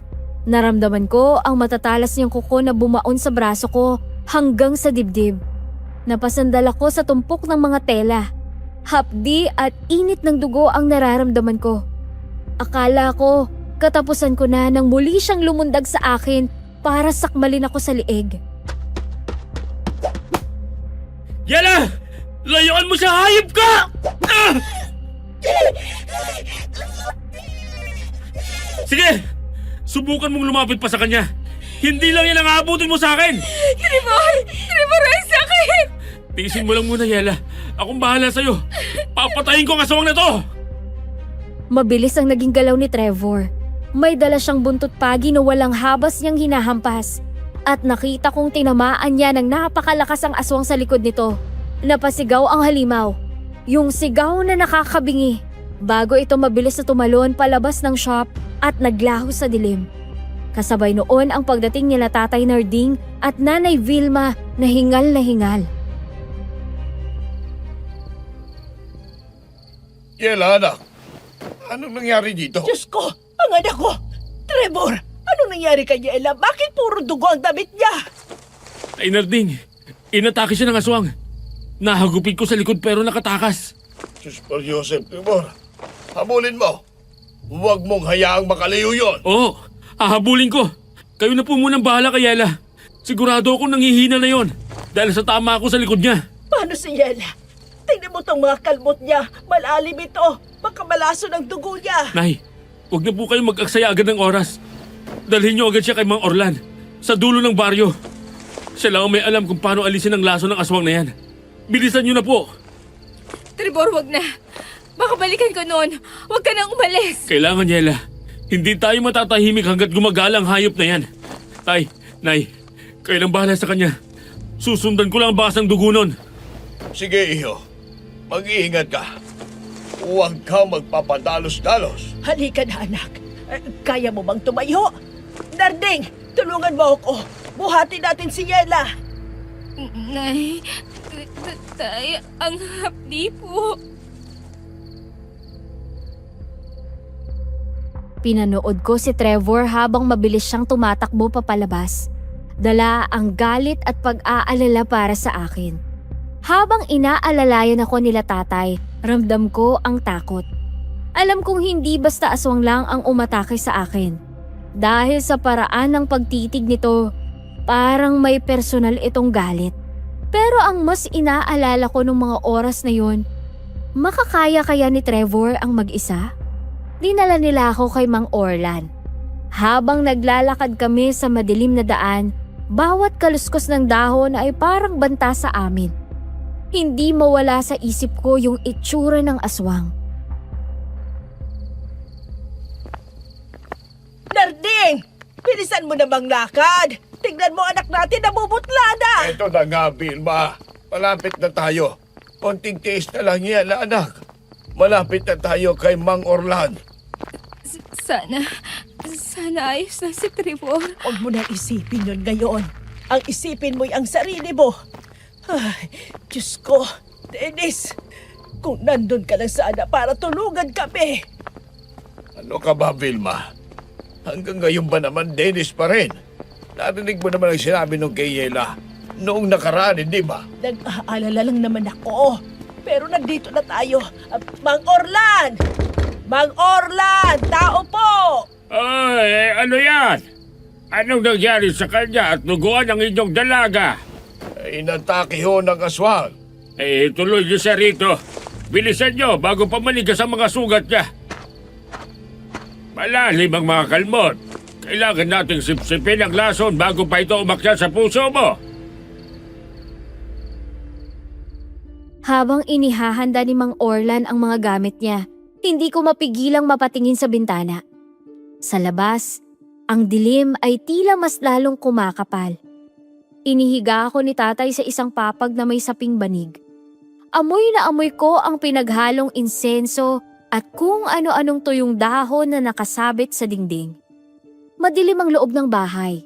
Tanging ang munting liwanag lang ng gasera ang nagbibigay ng anino sa mukha ni Mang Orlan. Seryoso siya. Mas malalim ang mga kulubot sa noo niya habang sinusuri ang braso at dibdib ko. Ramdam ko ang panginginig ng sarili kong katawan. Hindi lang dahil sa lamig kundi dahil sa hapding tila may uod na kumakain sa laman ko. Narding, hawakan mo ang balikat ng anak mo. Vilma, kumuha ka ng mainit na tubig at malinis na tela. Bilisan nyo, kilos agad. Hindi biro ang nakuha niyang sugat. Maalis man ang lason, sigurado kong mamamaga pa rin ito. Ay, oo po, Mang Orlan. Ay, Diyos ko. Bakit tila nagigitim ang paligid ng sugat niya? Yan ang kamandag ng aswang. Kapag hindi natin ito nailabas agad ng ilang oras, kakalat ang itim sa buong ugat niya. Mabubulok ang laman niya sa loob. Mang Orlan, parang sinusunog ang loob ng dibdib ko. Anak, konting tiis lang. Magagamot ka rin. Mang Orlan, para kawan nyo na gawin nyo ang lahat. Kailangan kong sipsipin ang lasong gamit. Pero asahan mong masakit ito, Yela. Ang kalmot ng aswang ay hindi ordinaryong sugat. May sumpa itong kasama. Kung hindi ka mamamatay, baka ikay mayanggaw. Ay, Diyos ko po. Huwag naman. Akong bahala sa inyong anak. Gagawin kong lahat ng paraan. Mabuti at sa akin nyo sa dinala. Kumuha si Mang Orlan ng isang maliit na bote na may lamang maitim na langis. Ipinahid niya ito sa paligid ng sugat ko at doon ako napasigaw. Parang asido ang dumampi sa balat ko. Habang binibigkas niya ang isang orasyon, nakita ko ang usok na lumalabas mula sa aking mga kalmot. Sator, Aripo, Tedet, Opera, Rutas. Ayoko na! Tatay! Hindi kayo na po, sobrang sakit! Kaya mo yan, Yela. Para sa kaligtasan mo ito, anak. Huwag kang malikot. Kapag naputol ang agos ng lason, baka hindi na natin ito mahabol. Ang aswang na kumalmot sa'yo, Hindi basta nagugutom lang. May halong panggagayuma at galit ang bawat baon ng kuko niya. Pag-Orlan, ano pang kailangan? Bantayan niyo ang paghinga niya. Kapag tumigil ang tibok ng puso niya pansamantala, huwag kayong matatarantang buhusan siya ng suka. Kailangan nating gisingin ang dugo niya. Ipinatong ni Mang Orlan ang mainit na bato sa ibabaw ng sugat ko. Napapikit ako sa sobrang hapdi. Sa bawat pag-usal niya ng mga salitang hindi ko maintindihan, tila unti-unting hinahatak ang buhay ko palabas. Pero sa gitna ng hirap na yon, ang mukha pa rin ni Trevor ang hinahanap ng isip ko. Akala ko hindi na matatapos ang paghihirap ko noong gabing yon. Pero mabuti na lang at nagawang alisin ni Mang Orlan ang lason at nalinis niya ang sugat ko. Yun nga lang, namamaga pa rin. Nakasandal ako sa mga una noon sa aking kwarto.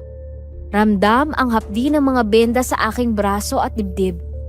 Hindi ako nakakatulog ng maayos dahil sa nangyari sa akin. Bawat pikit ko, yung nanlilisik na pulang mata ng aswang ang nakikita ko. Pero higit sa takot, ang pag-aalala kay Trevor ang bumabagabag sa akin. Narinig ko ang kalansing ng gate at ang mabibigat na yabag sa simento. Pumasok si Trevor.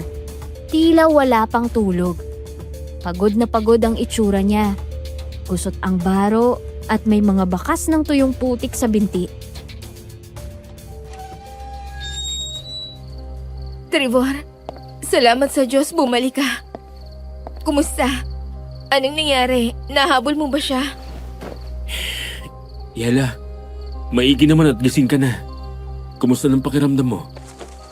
Eto, mahapdi pa rin pero medyo kaya na. Huwag mo na ako intindihin. Nahuli mo ba ang aswang? Napatay mo ba? Hindi, Yela.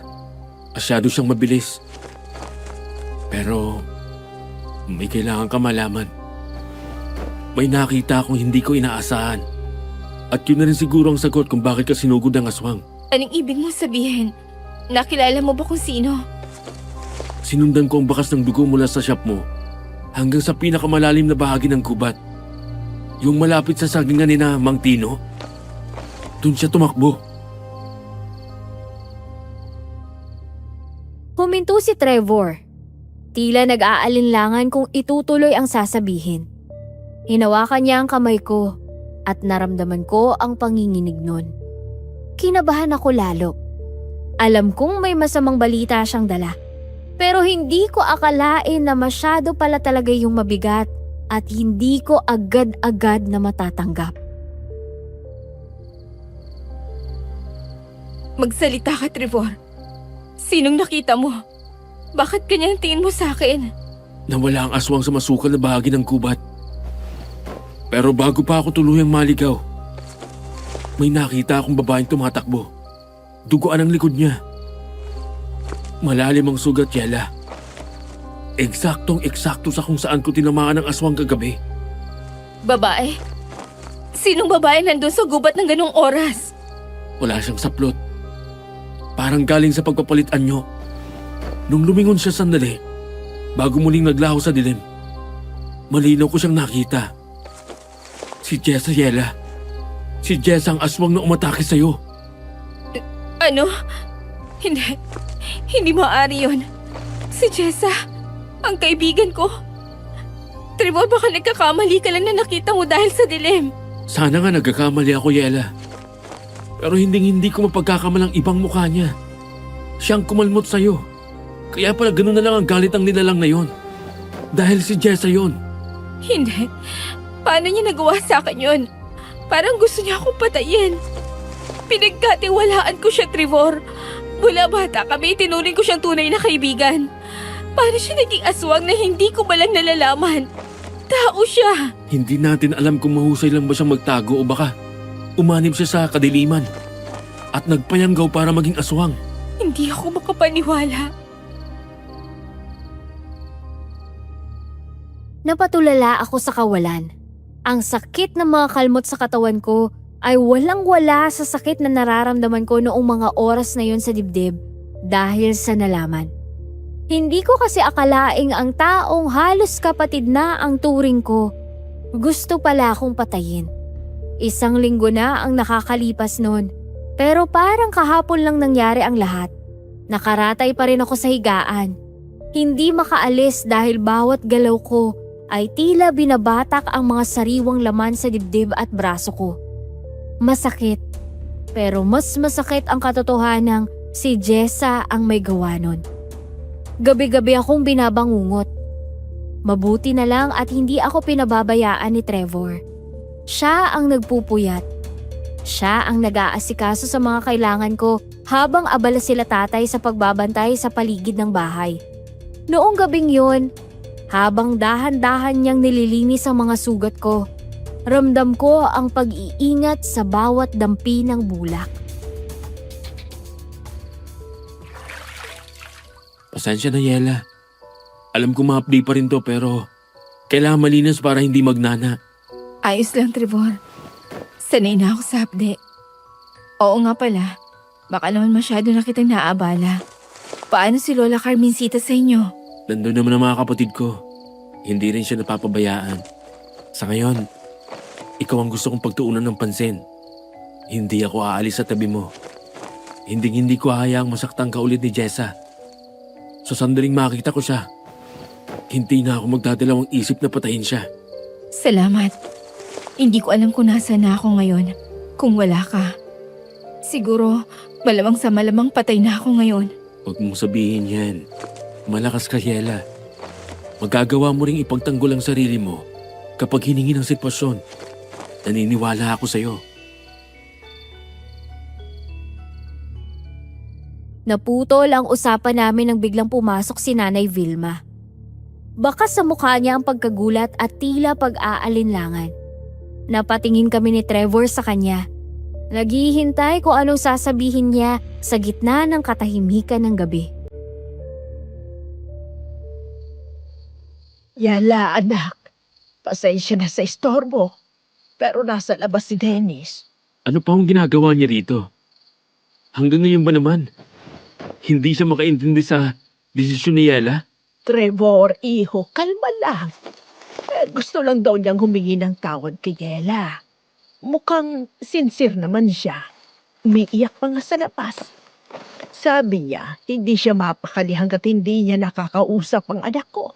Nay, alam niyo naman ang sinabi niya sa akin noon, di ba? Pinagbantaan niya tayo. Alam ko, anak. Pero makadala lang yun ang bugso ng damdamin. Huling pagkakataon na lang daw.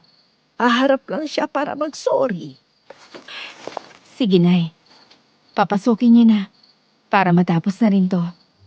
Trevor, hayaan muna kami mag-usap.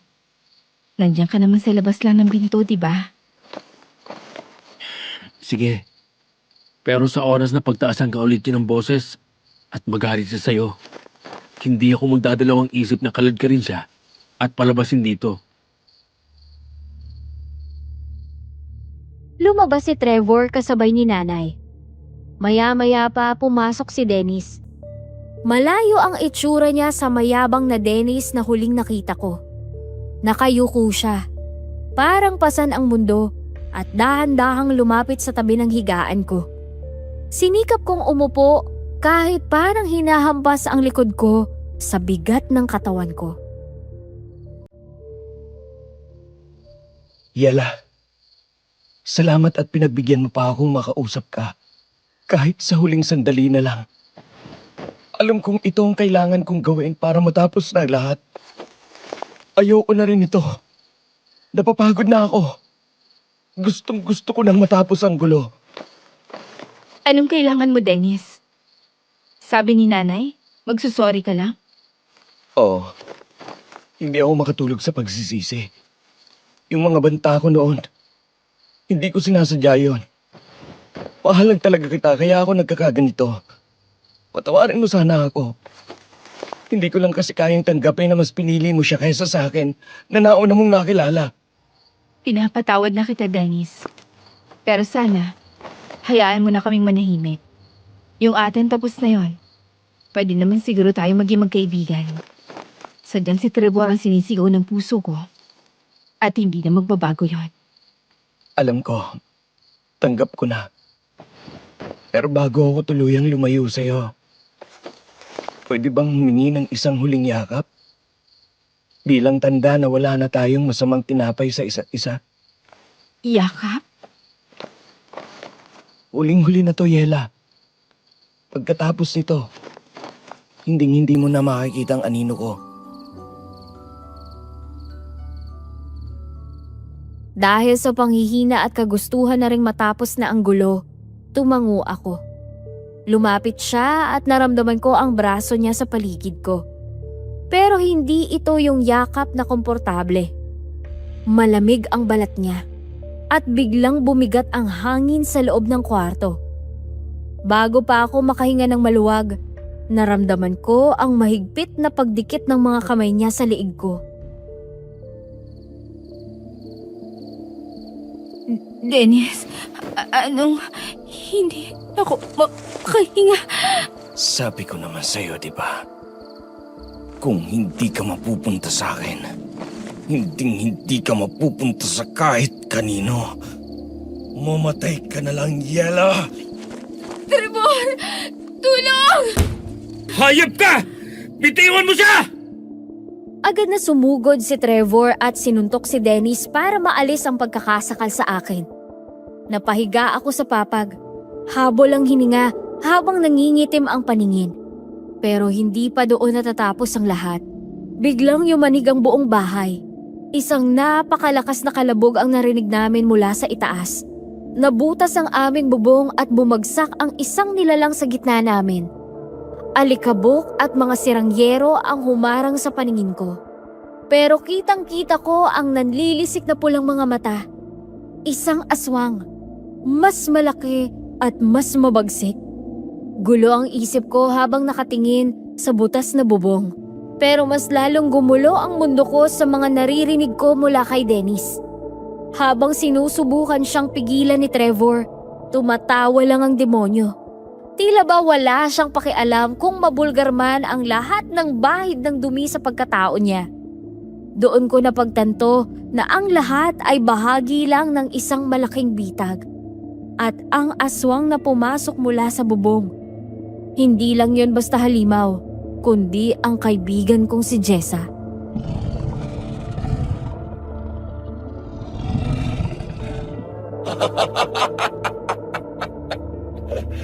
Akala mo ba talaga, Yela, minahal kita? Tingnan mo nga ang sarili mo. Sa tingin mo ba, papatol ako sa isang katulad mo kung wala akong ibang pakay? Anong ibig mong sabihin? Mataba ka, Yela. Malaman. At sa mundo namin, ang mga katulad mo ang pinakamasarap na putahe. Isang katawan mo pa lang. Busog na ang buong tribo namin nila Tatay Aguirre. Hayop ka talaga, Dennis! Ginamit mo lang ang damdamin ni Yela para sa sikmura niyo! Hindi lang ako, Trevor. Huwag kang tanga. Pinlano talaga namin to ng asawa kong si Jessa. Ang aking tunay na minamahal. Biglang tumalo ng aswang at dahan-dahang nagbagong anyo. Sa harap namin, unti-unting bumalik ang hubog ng isang babae. Duguan ang likod, punit-punit ang balat, pero kilalang kilala ko pa rin. Si Jessa. At ang tingin niya sa akin, punong-puno ng puot na hindi ko akalaing kaya niyang ilabas.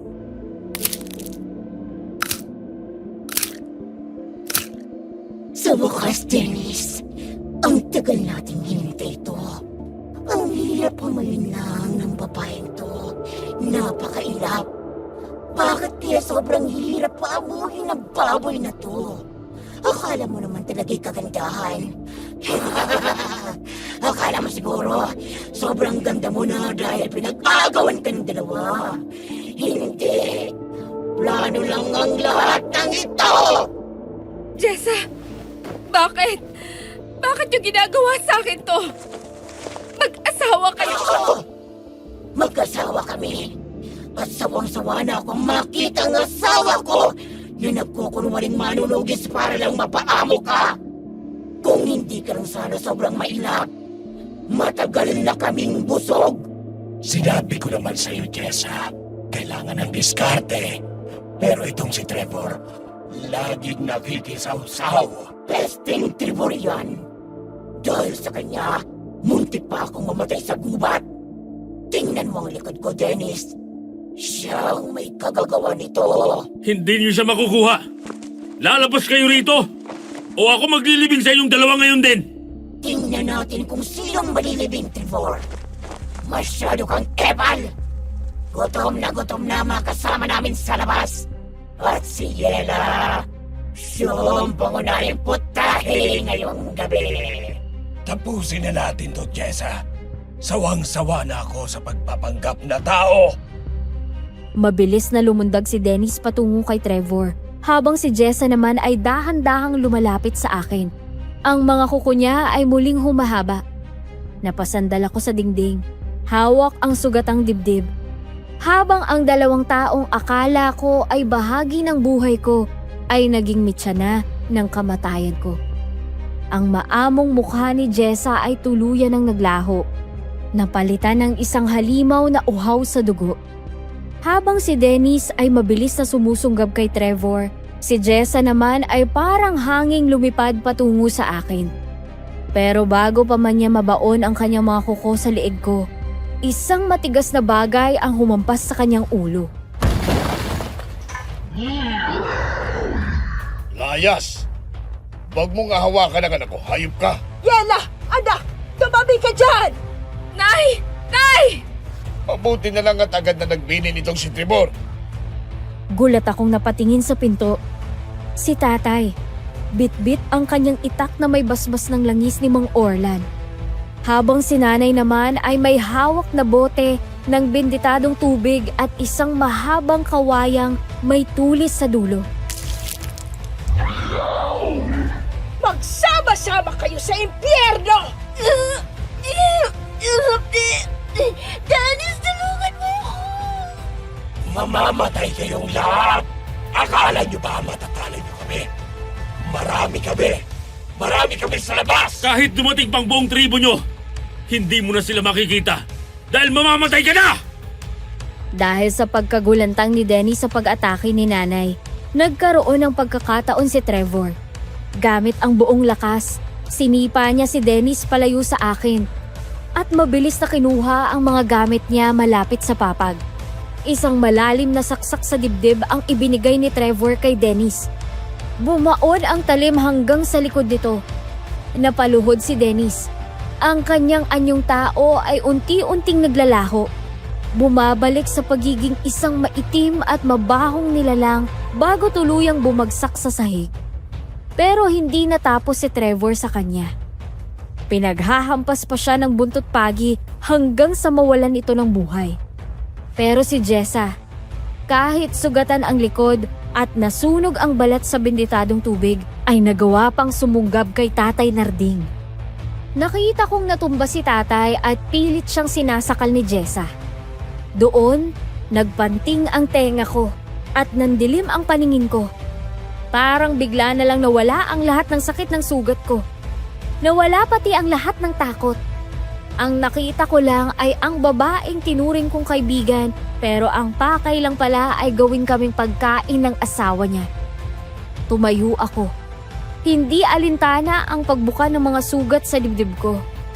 Gamit ang buong bigat ng katawan ko, dinaluhong ko si Jessa. Sa sobrang lakas ng puwersa ko, tumalsik siya palayo kay tatay at bumagsak sa sahig. Hindi ko siya binigyan ng pagkakataong makatayo. Dinaganan ko siya ng buong lakas. Nakadapa siya habang ako ay nakaupo sa kanyang likuran. Pero mabilis ko siyang pinihit paharap. Yela, akala ko ba magkaibigan tayo? Kaibigan? Pagkatapos niyo ako planong kainin? Pagkatapos mong saktan ang pamilya ko? Tama, Yela. Ganyan nga. Lumaban ka! Hindi. Huwag. Pinatay niyo na nga ang asawa ko. Hayaan niyo na ako. Hindi! Mas mabuti pa magsama na kayo sa ilalim! Ginamit ko ang buong bigat ko. Ang galit na naipon sa bawat gabing pinaglaruan nila ang damdamin ko. Tumalon ako at lumuhod ng napakadiin sa mismong gitna ng kanyang dibdib. Hindi pa ako nakontento. Tumayo ako ng bahagya at muling ibinagsak ang buong puwersa ng tuhod ko sa kanyang tadyang. Paulit-ulit. Naririnig ko ang bawat pagkabali ng kanyang mga buto. Isang malutong na tunog na tila musika sa pandinig ko sa gitna ng aking labis na pagkamuhi. Sa huling bagsak ng aking bigat, naramdaman ko ang paglubog ng kanyang dibdib. Tuluyan ng bumigay ang kanyang mga buto. Tumagos sa kanyang sariling baga at puso. Nanlilisik pa rin ang mga mata ni Jessa pero wala nang buhay na lumalabas doon. Unti-unti siyang naging abo. Tila ba diring-diri ang lupa na tanggapin ang kanyang bangkay. Napasadsad ako sa sahig. Hingal na hingal. Nilapitan ako ni Trevor at niyakap ng mahigpit. Habang sina nanay at tatay ay nakatayo sa tabi ko. Hingal na hingal din pero ligtas. Akala namin ay tapos na ang lahat ng malagutan ng hininga sina Dennis at Jessa. Pero ang katahimikan ng gabi ay muling binasag ng isang nakakangilong hiyaw na tila nanggagaling sa kailaliman ng lupa. Hindi pala kami ligtas. Mula sa kadiliman at mula sa butas na bubong, lumabas ang dalawang figura na mas malaki, mas nakakatakot at may aurang tila kamatayan mismo ang dala. Sina Aguirre at Dolores, ang mga pinuno ng tribong tinatawag ni Dennis. Ang mga magulang niyang nakilala kong mabait nung una. Pero mga halimaw rin pala. Galit na galit sila.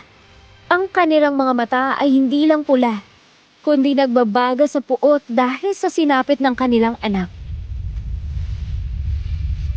Pinatay ninyo ang kaisa-isa namin tagapagmana. Kung nagpatitiro sa bahay na ito, kakainin mo ang inyong mga kaluluwa. Ang aking tala, ang aking pinapangaral na Dennis. Babayaran nito ng inyong mga buhay. Yela, kuhanin mo ang binditadong tubig. Tay Narding, dito na kayo sa likod ko. Huwag kayong hihiwalay. Pakialam meron ka talagang lalaki ka. Halos patayin mo na ako ng sigipin ng babaeng to mula sa akin.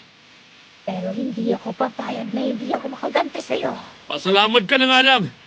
At nailigtas ka pa nitong asawa mo. Mabilis na sumugod si Aguirre. Ang bilis niya ay hindi makatao.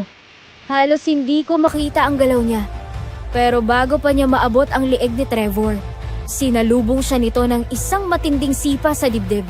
Habang abala si Trevor kay Aguirre, si Dolores naman ay mabilis na gumapang sa pader. Ang mga kuko niya ay nag-iiwan ng malalalim na marka sa kahoy. Papunta siya sa direksyon ni nanay at tatay. Nakita ko ang takot sa mga mata ni Nanay Vilma, pero hindi siya natinag. Lumuhod siya sa gitna ng sala. Hawak ang kanyang rosaryo at nagsimulang bumulong ng mabilis. Aba, Ginoong Maria, napupuno ka ng grasya. Panginoon, niligtas niyo po kami sa kuko ng masama. Hindi ka makakalapit sa asawa ko, Dolores. Itong para sa'yo. Mga ibang labastangan! Hangal kang halimaw ka. Kung inaakala mong mapapatay mo kami. Inayunan ni Tatay Narding ang kanyang itak. Tinamaan niya sa balikat si Dolores pero tila bakal ang balat nito. Tumalsik si Tatay sa lakas ng buwelta ng halimaw. Doon na ako kumilos. Hawak-hawak ko ang bote ng binditadong tubig. Dolores, dito ka tumingin! Ang hapde! Ang mukha ko! Yan ang para sa lahat ng panluloko niyo sa amin! Magsama-sama kayo sa empyero nila, Dennis! Ang benditadong tubig ay parang asidong tumunaw sa balat ni Dolores.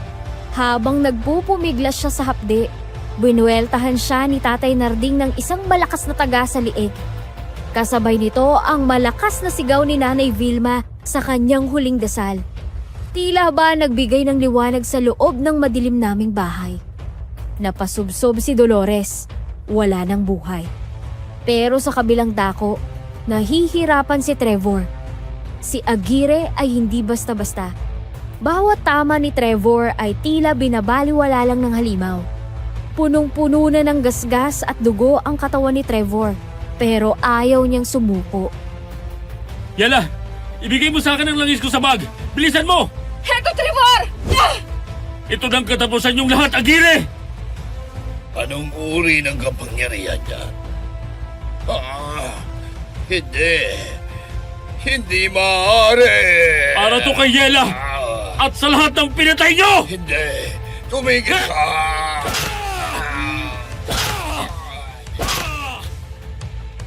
Pinagkakagat ni Agire ang balikat ni Trevor, pero hindi bumitaw ang aking manunugis. Itinarak ni Trevor ang matalim na itak sa mismong bibig ni Agire hanggang sa lumabas ito sa likod ng ulo ng halimaw. Sumabog ang kanyang ulo hanggang sa tanging abo na lang ang natira kay Agire. Napaluhod si Trevor. Pagod na pagod.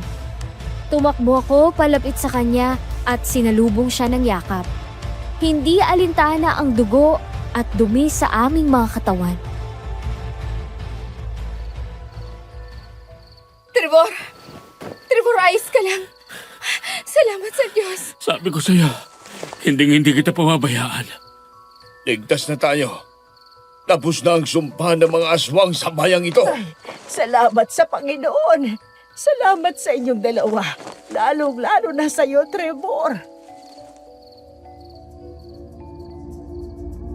Kalahating buwan ang lumipas mula nung gabing yon. Naging malubha rin ang lagay ni Trevor dahil sa kagat ni Agire.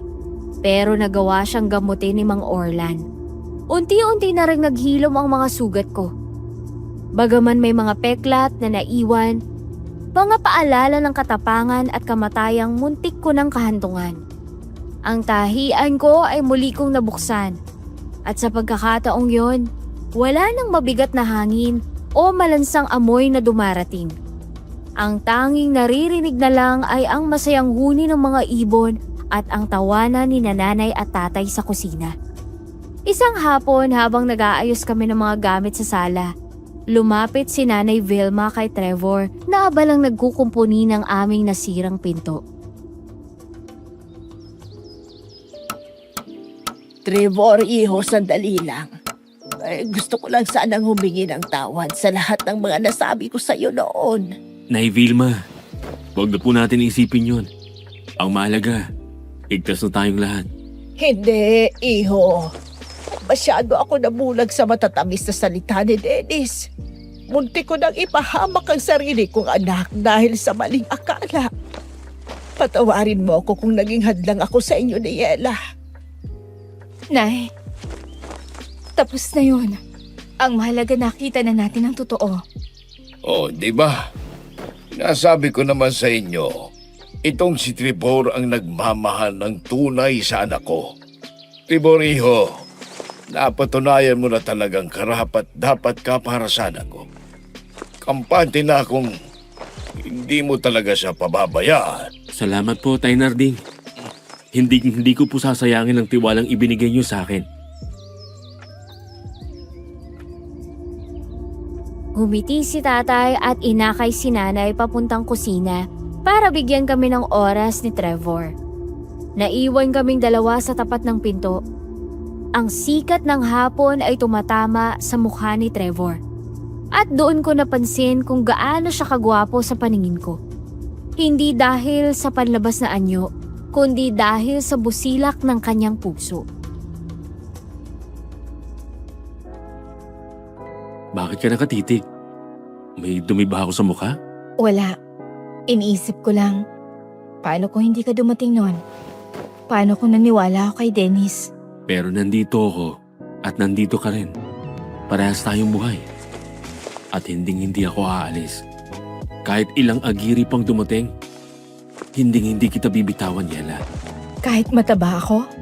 At mahirap buhatin kapag hinimatay o nadapa? Mas mainam nga yun eh. Masarap yakapin.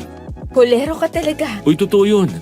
Alam mo, Yela, sa lahat ng hinabol ko sa buhay ko bilang manunugis, ikaw lang ang target na hindi ko pagsasawa ang bantayan. Dahan-dahan niyang inilapit ang mukha niya sa akin. Naramdaman ko ang bilis ng tibok ng puso ko. Pero sa pagkakataong yon, hindi dahil sa takot, kundi dahil sa sayang dulot niya sa akin. Hinalikan niya ako ng mabilis sa noo bago ako niyakap ng napakahigpit. Mahal kita, Trevor. Salamat sa pagdiligtas mo sa akin. Mahal din kita, Yela. Higit pa sa buhay ko. Sana, hindi ka magsawang protektahan ako. At mahalin sa kabila ng pagiging mataba ko. Hindi naman yan ang minahal ko sa'yo eh. Kundi kung ano ka bilang tao. Kahit ano ka pa, hindi ako magsasawang mahalin ka. Hanggang sa dulo ng hininga nating dalawa. Salamat. Hindi ako magsisisi na ikaw ang pinili ko. Sa ilalim ng dapit hapong yun, alam kong wala na kaming dapat ikatakot. 9 na taon na ang lumipas at parang isang masamang panaginip na lang ang lahat ng nangyari sa amin sa kamay ng mga aswang. Malayo na kami sa madidilim na gubat ng aming probinsya. Dito sa Maynila, nagsimula kami ni Trevor ng bagong buhay na malaya sa takot at sumpa. Ngayon, biniyayaan kami ng 2 anak. Isang lalaki na kasing tapang ng kanyang ama at isang maliit na babaeng singsigla ko. Sa tuwing tinitingnan ko sila habang payapang natutulog, doon ko nararamdaman ang tunay na tagumpay. Ang aral na hinding-hindi ko malilimutan sa pait ng aking karanasan ay ito. Hindi lahat ng nagpapakita ng kabutihan ay may malinis na intensyon. Natutunan kong magtiwala sa sariling pakiramdam at huwag magpadala sa mabulaklak na salita. Higit sa lahat, ang tunay na pag-ibig ay hindi nananakot o nananakit. Ito ay nagliligtas, naghihintay at handang lumaban hanggang sa dulo. Ako po si Yela at dito nagtatapos ang aking kwento. Maraming salamat. Aswang Radio. Aswang Radio. Aswang Radio.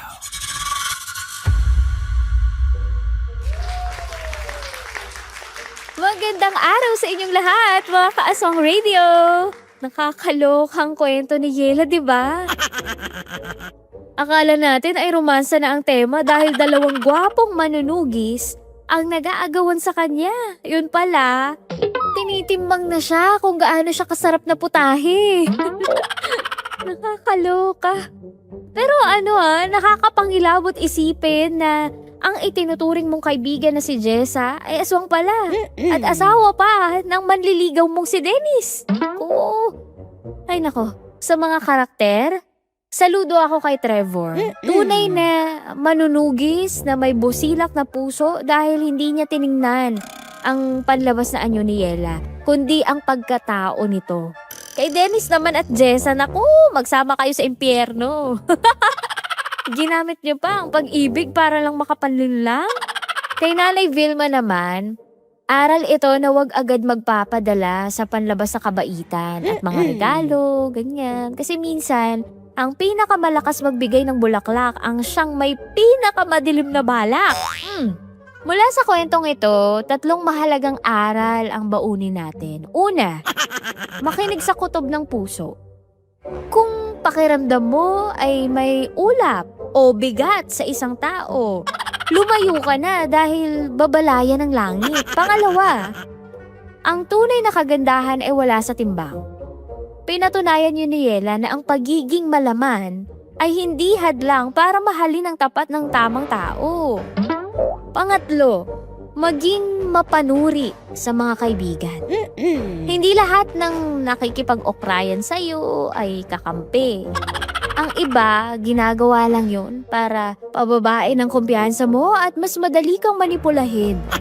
Kayo mga kaaswang, anong insights ninyo sa naging karanasan ni Yela? I-comment nyo na sa baba kung ano ang natutunan nyo o kung naranasan nyo na rin bang ma-plastic ng isang Jessa sa buhay ninyo. Abangan ang susunod nating kwento. Ako po si DJ Paula na nagsasabing hindi ako nangangain.